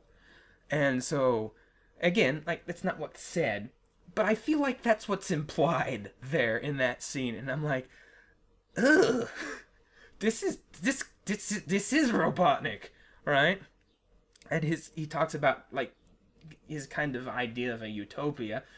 In this, I guess this might be a soft spoiler. It's a little bit of a spoiler, but not like really. In this particular movie, he's more concerned with capturing Sonic than trying to take over the world like he is in the games. I have a feeling that they're building towards that in future installments, but in this one, he's been hired by the military to capture Sonic. And it becomes fairly clear fairly quickly that he has interest in capturing Sonic to his own ends more so than to the military's ends. He's just using the military to get what he wants. Again, I don't feel like any of that is spoiler, because it seems pretty obvious from just the trailer that that's what's going down there.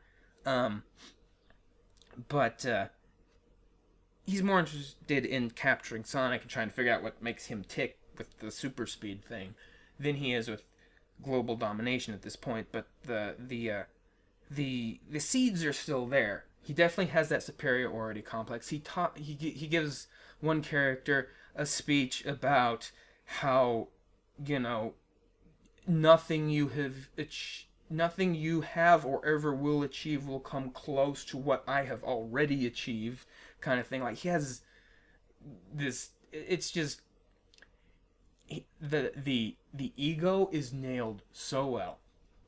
I could go on and on and on and on about it, obviously, and I am. If you have not seen the movie, I suggest you go see it. The characters carry the movie. I will say that. Like, the movie plot is very simple. It's very basic. It's not anything special. It is very much kiddie fare in regards to plot. However, in regards to how the plot plays out, in regards to the characters, how they interact and behave, they carry the film and they make it worthwhile watch. They really do. And that it's hardly the only film like that. I can think of a number of films that, the plot was nothing special, but that the characters were just so likable and their interactions were so entertaining that it didn't matter that the story itself was just kind of meh. And that, I think, is what you have going on in this. And it shows a lot of promise, too, because because it is so very formulaic. It's very clear that that's what they were going for. Just, they were basically doing the kind of cut and paste type, cartoon animal, new human friend that they meet in the human world kind of thing. So many things do. And they had just kind of stuck Sonic in there. But I feel like there was first off, I feel like from the get-go there was a desire to want to do something different. They wanted to keep the comedic elements, but actually throw a little bit more action, make it into more of an action comedy. Which they succeeded at in a middling sort of way. Oops! I just yanked my highlights off there a second ago. They kind of succeeded in a middling sort of way. I mean, could have been pulled off better for sure, but what we got was not terrible. There could have been more action sequences, but the action that we got was pretty good, and it was all pretty fast paced, which is fitting given the source material here. I mean, it is Sonic the Hedgehog, so fast paced kind of goes with it. So they were definitely going for a slightly different angle, a slightly different version of it, and they were using the Sonic, the Sonic thing to kind of do that. But I feel like after everything that happened with the whole redesign thing and all of that hoopla and stuff, and the fact that it yielded and most importantly the fact that it yielded the results that it did, I have a feeling that any subsequent projects, which again, you can be pretty sure that there is going to be a sequel at this point. I think they have actually said that they're considering, like, they're really seriously talking sequel stuff. I don't know if it's been full on confirmed that there is going to be a sequel, but if not, it's everything short of that. Because it did fantastic at the box office, which just goes to show, if you give your customers what they want, they'll buy it. Which, I know it seems like a crazy idea, but, I don't know, for some reason in the entertainment industry, that's not really applied. I mean, it's applied other places, If you go to buy a taco, and they give you a burrito, you'll be like, no, I ordered a taco. Like, at a fast food restaurant or something, Taco Bell, what have you. They give you you order a taco, they give you a burrito, you're like, no, I want a taco. You'll take it back and it's like, you got my order wrong, I wanted the taco. And if they're like, no, we know better, you want the burrito, take the burrito, you'll be like, no, give me my money back, right? Because of course you would be. And it's like that in most other things, but for some reason with like movies and entertainment, that's not considered as much. But then again, I think part of that is a matter of it's an intangible. Like, you go get a taco, you got a taco there in your hand. Whereas a movie, it's an experience. You sit, you watch it. It's not tangible. I mean, you could go get the DVD and have the DVD in your hand, but you don't have the movie in your hand. You have a disc in your hand, right? The only way to get the movie out of the disc is to stick it in the player and play it, right? Or I guess I should say Blu-ray. Does anybody use DVDs anymore? I don't know. I do, but I don't know what the difference is. Things change faster than I can keep up. I don't know. Anyway, enough of that. I remember VHSs. I don't do that anymore. I don't have VHSs. I'm not that behind the times. I think I might actually have my old Five Goes West VHS somewhere. That was the first. I remember when we first got a VCR. That was the first VHS we owned. And as a kid, I just ran that into the ground. If we do have it somewhere, I guarantee you it doesn't play anymore because I'm pretty sure that I wore it out. But it may still be buried in a box somewhere just for sentimental reasons. But anyway, enough of that little trip down memory lane. Back to the topic at hand, which is movies. Since a movie is kind of an intangible experience, or most entertainment is an intangible thing more so than like an actual physical thing like the taco is, I think sometimes it's easier to lose sight of that kind of, you know, of the idea that it's still it's still a customer, it's still a customer kind of relationship where it's like, I'm buying this thing because I want it. I'm buying this thing because it's what I want. If you give me what I want, I'll buy it. If you don't give me what I want, I'm not gonna buy your thing, right? So, I mean, that's what the whole Sonic movie thing boils down to in a nutshell. Is like, originally it looked like they were going to give us something we didn't want, and so people were like, I'm not going to buy that.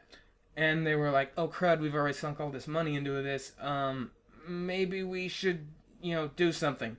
And so they went back and they rethought what they were doing, and they produced something much better, and then the general consumer base was like, okay, I like that now, so I will buy that. And even more so, out of sort of almost a quid pro quo kind of thing, I think it actually did better because of that, because it's like, not only are you now giving me something I want, but you actually listened when I said I didn't want the other thing, and you did something about it, which doesn't always happen. Right? And so when that does happen, you kind of want to reward that, So I think there was an element of that as well. And so I'm really glad that it turned out as well as it did. I'm really glad that the results were as good as they were. And I'm really glad that overall it has had a positive impact on Sonic and all of the various media surrounding this weird little blue hedgehog. So I'm glad that things turned out so well. And I didn't think they would. I really didn't. Like, from square one, I'm like, oh, here we go again. And again, it's completely different when you're the movie-going public or when you're a Sonic fan, because as a Sonic fan, you get used to disappointment a lot, because again, Sega has some not so great tendencies in regards to throwing the baby out with the bathwater and stuff. Like, you never really know what you're gonna get. Is it gonna be good? Is it gonna be bad? Is it gonna be meh? It's a roll of the dice most of the time. And of late, more often than not, it's been meh. Like, back in the day, it was a roll of the dice between is it gonna be good or bad. But more often than not, it still hit good than bad. But they hit bad, but when they hit bad, it was really bad, and it got so bad that they started kind of getting afraid of trying, to the point where now it's like everything's just middle of the road meh. And it's like, so nothing's ever gonna be that bad again. But then again, you don't get those real gems like you used to. Everything's just kind of okay, and it's disappointing when you remember the really good, awesome stuff, and you're like, well, why can't we have that again? And it's like, see, this is why we can't have nice things. They mess up once, everybody lambasts them for it, and so they back way the heck up, and won't touch anything even remotely related to their big mistake with a 10-foot pole, even though there's plenty of good ideas there that were just executed poorly. But they won't even go near the ideas anymore, because just anything related is now immediately terrible. And this is why we can't have nice things. And now we get things that are never bad, but they're very rarely ever anything particularly special either. So, But there's a lesson. There's a lesson for life in that. I find that there's a lesson for life in a lot of things if you learn how to look for it. And the lesson for life there is that you shouldn't let the fear of failure or mistakes keep you from trying. In fact, failure and mistakes almost always will come from trying. Anything, especially if it's something new, if you try it, you're going to fail at it initially. That's how it goes. I remember a lot of kids at school had problems with they'd get a bad grade on a paper or something, and I don't know if part of it would be like the expectations that their parents had or were putting upon them, or whether maybe it was expectations they themselves had. But a lot of times friends and whatnot, kids I knew when I was in school, would get bent out of shape whenever they got a bad grade or something. But the thing is, it's like you're gonna be bad at things at first. And the biggest lie about the school system, or maybe not lie, because it's not necessarily a lie, it's just a misconception about school in general, is that you're there to make good grades. That's not why you're there. You're there to learn.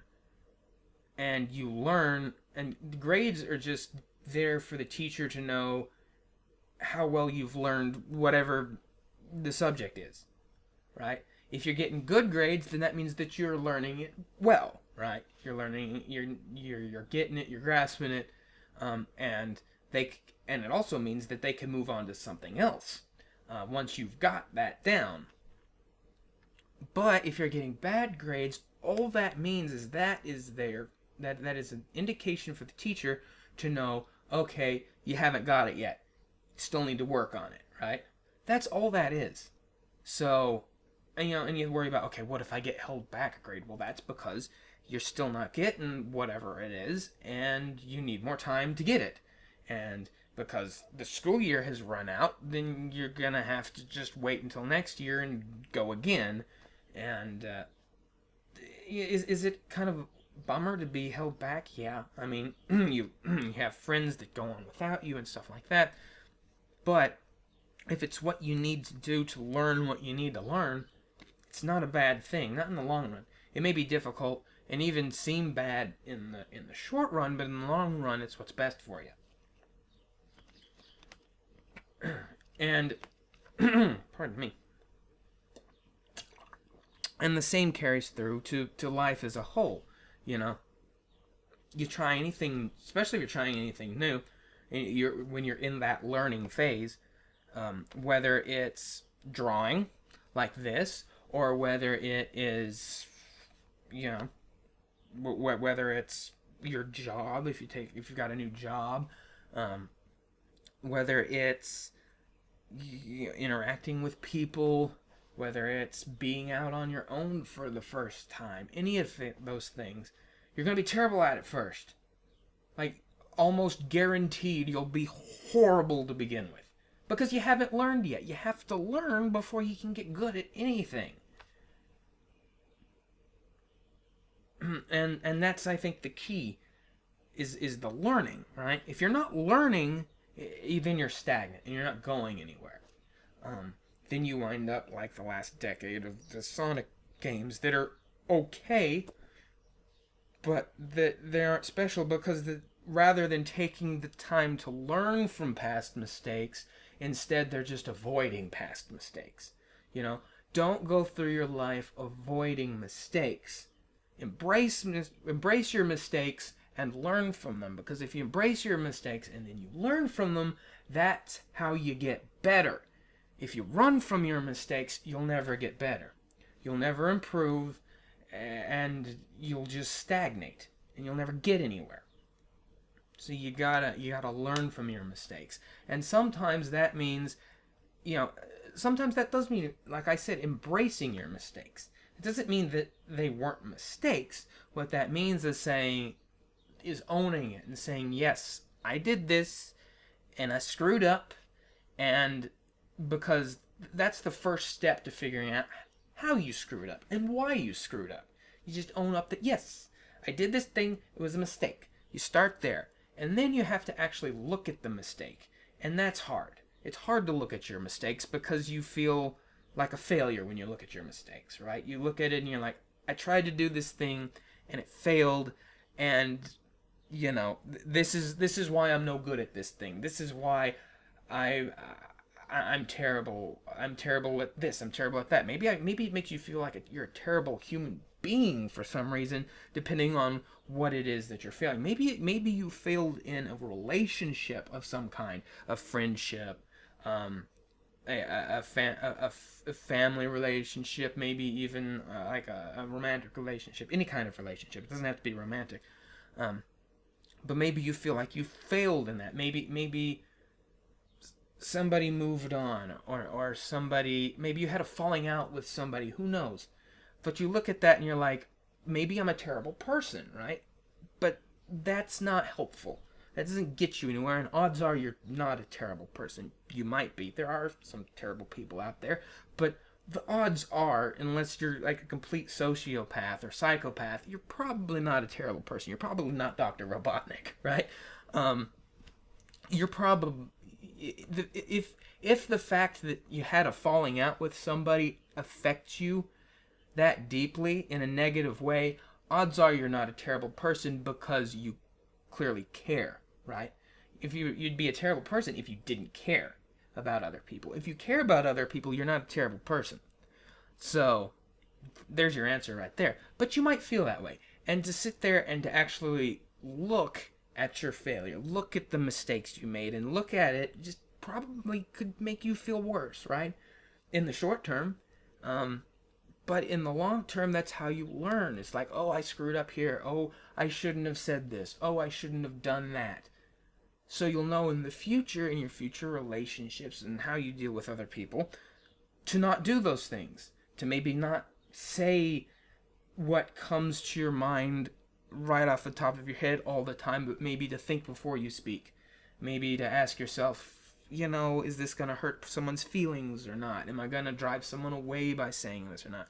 And I don't know how all this turned into a relationship thing, but I think it counts. But I think my point with that is to illustrate how it applies to all walks of life. It doesn't just apply to things you do, to activities, or to jobs or things like that, but it also applies to our social lives and how we interact with other people. It applies on every level of life. You've got to know, you've got to be willing to face those mistakes and willing, because that's how you learn from them, is by facing them. So don't be like Sega and run from your mistakes and avoid them. Instead, actually look at your mistakes, confront them, and try to learn from them so that you can do better. Just because you try something and you fail at it doesn't mean, okay, you're terrible at that, or that it was a terrible idea and that you should never do it again. What it means is you did a bad job of doing whatever that was that time. It does not mean that you shouldn't try again, and it does not mean that you can't do that thing well in the future. You just have to be willing to try, and that's one of the reasons that I personally, I'm going to bring this back around to Looney Tunes here. It's one of the reasons that I personally really relate to Wile E. Coyote and really like Wile E. Coyote as a character. Because he never gives up, right? I mean, he's failure incarnate, but he never gives up, right? And there's something kind of almost inspirational about his stubborn pig-headedness, because there's something to learn there, right? And, you can see it in something like this. So, and things like that are why I say that even silly, goofy little cartoons can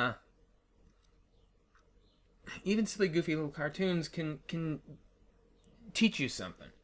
I mean, obviously, cartoons like Yakko's World, United States, Canada, Mexico, Panama, like they can teach you the countries of the world or whatever. There are educational cartoons that can teach you something, but even cartoons that aren't educational in nature can still teach you something about human nature, about how people work, about how motivations work, about how things like failure works, and how you should deal with those things, and how you shouldn't deal with those things. How you should relate to other people, and how you shouldn't relate to other people. You shouldn't treat other people like Yosemite Sam treats people. That will not end well for you in any stretch of the imagination. And you can learn that by watching Yosemite Sam cartoons and seeing how he tries to use bugs to get the gold, or how he tries to, bully people and be, with his bravado and his bluster and his 6-shooters and get, and violence and whatnot, and his temper. It's like, that's a perfect example of how you should keep your temper in check, because if you don't keep your temper in check and you let your temper get the best of you, the next thing you know, you're going to step over that umpteen bajillionth line and ride off the cliff, right?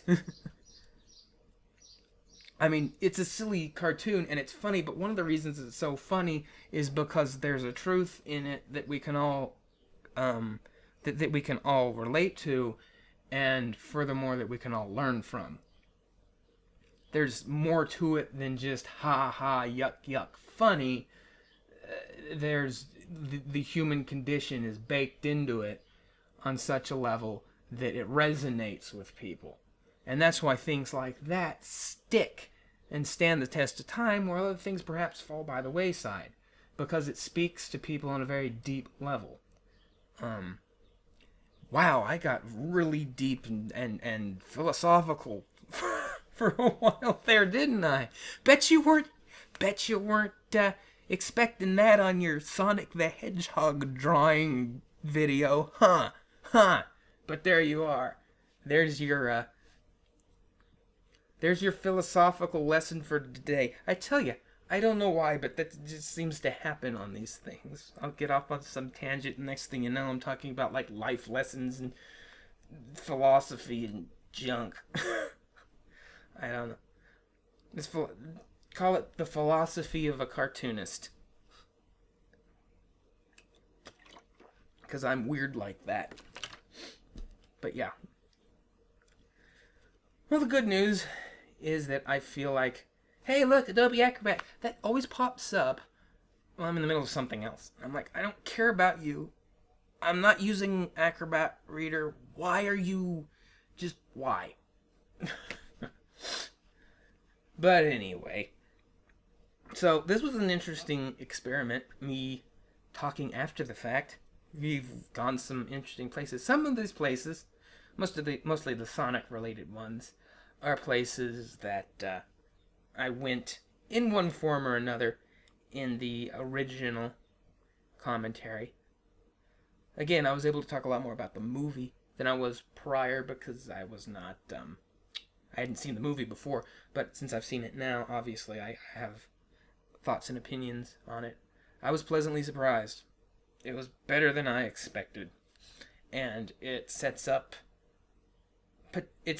future potential very well. Like, not only was it better than I expected, but it sets up a scenario where even better things can come down the pipeline. And as I don't know if I actually got to my point earlier when I said it, but I feel like after what all happened with the redesign and everything, I feel like they'd be willing to double down more on the source material for a sequel.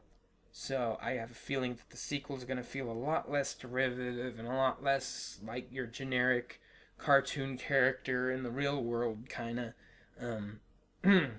setup, and might actually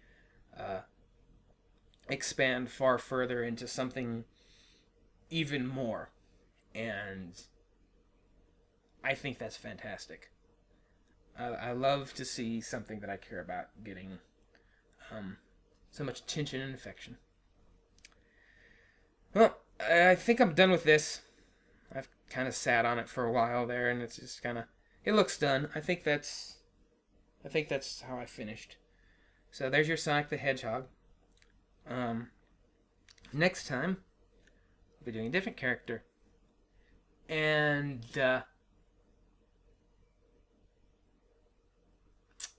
let's see. I didn't do this before, but I think I might want to, like, give you a little, hint. So the next character has to do...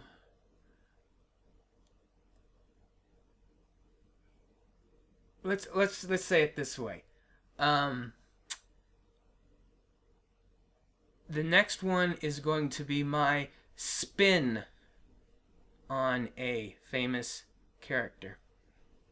So that's what I'm gonna say for that. I think we're done.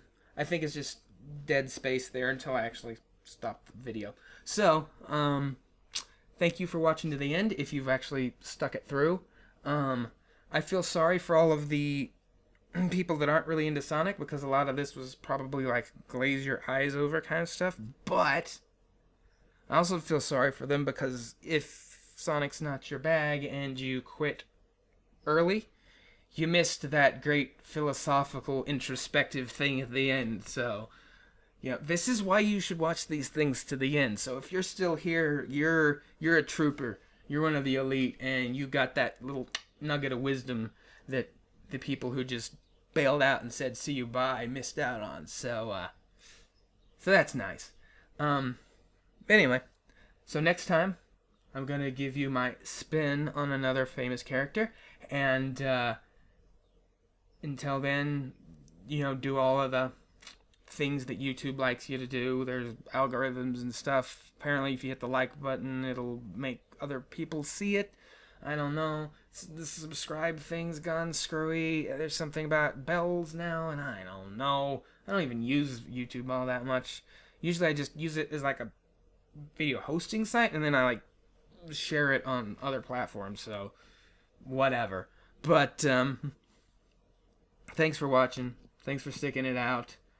And stay safe and healthy. We're not out of the woods yet, but things are starting to open up, so we'll be there soon. So just take care of yourselves, and see you next time.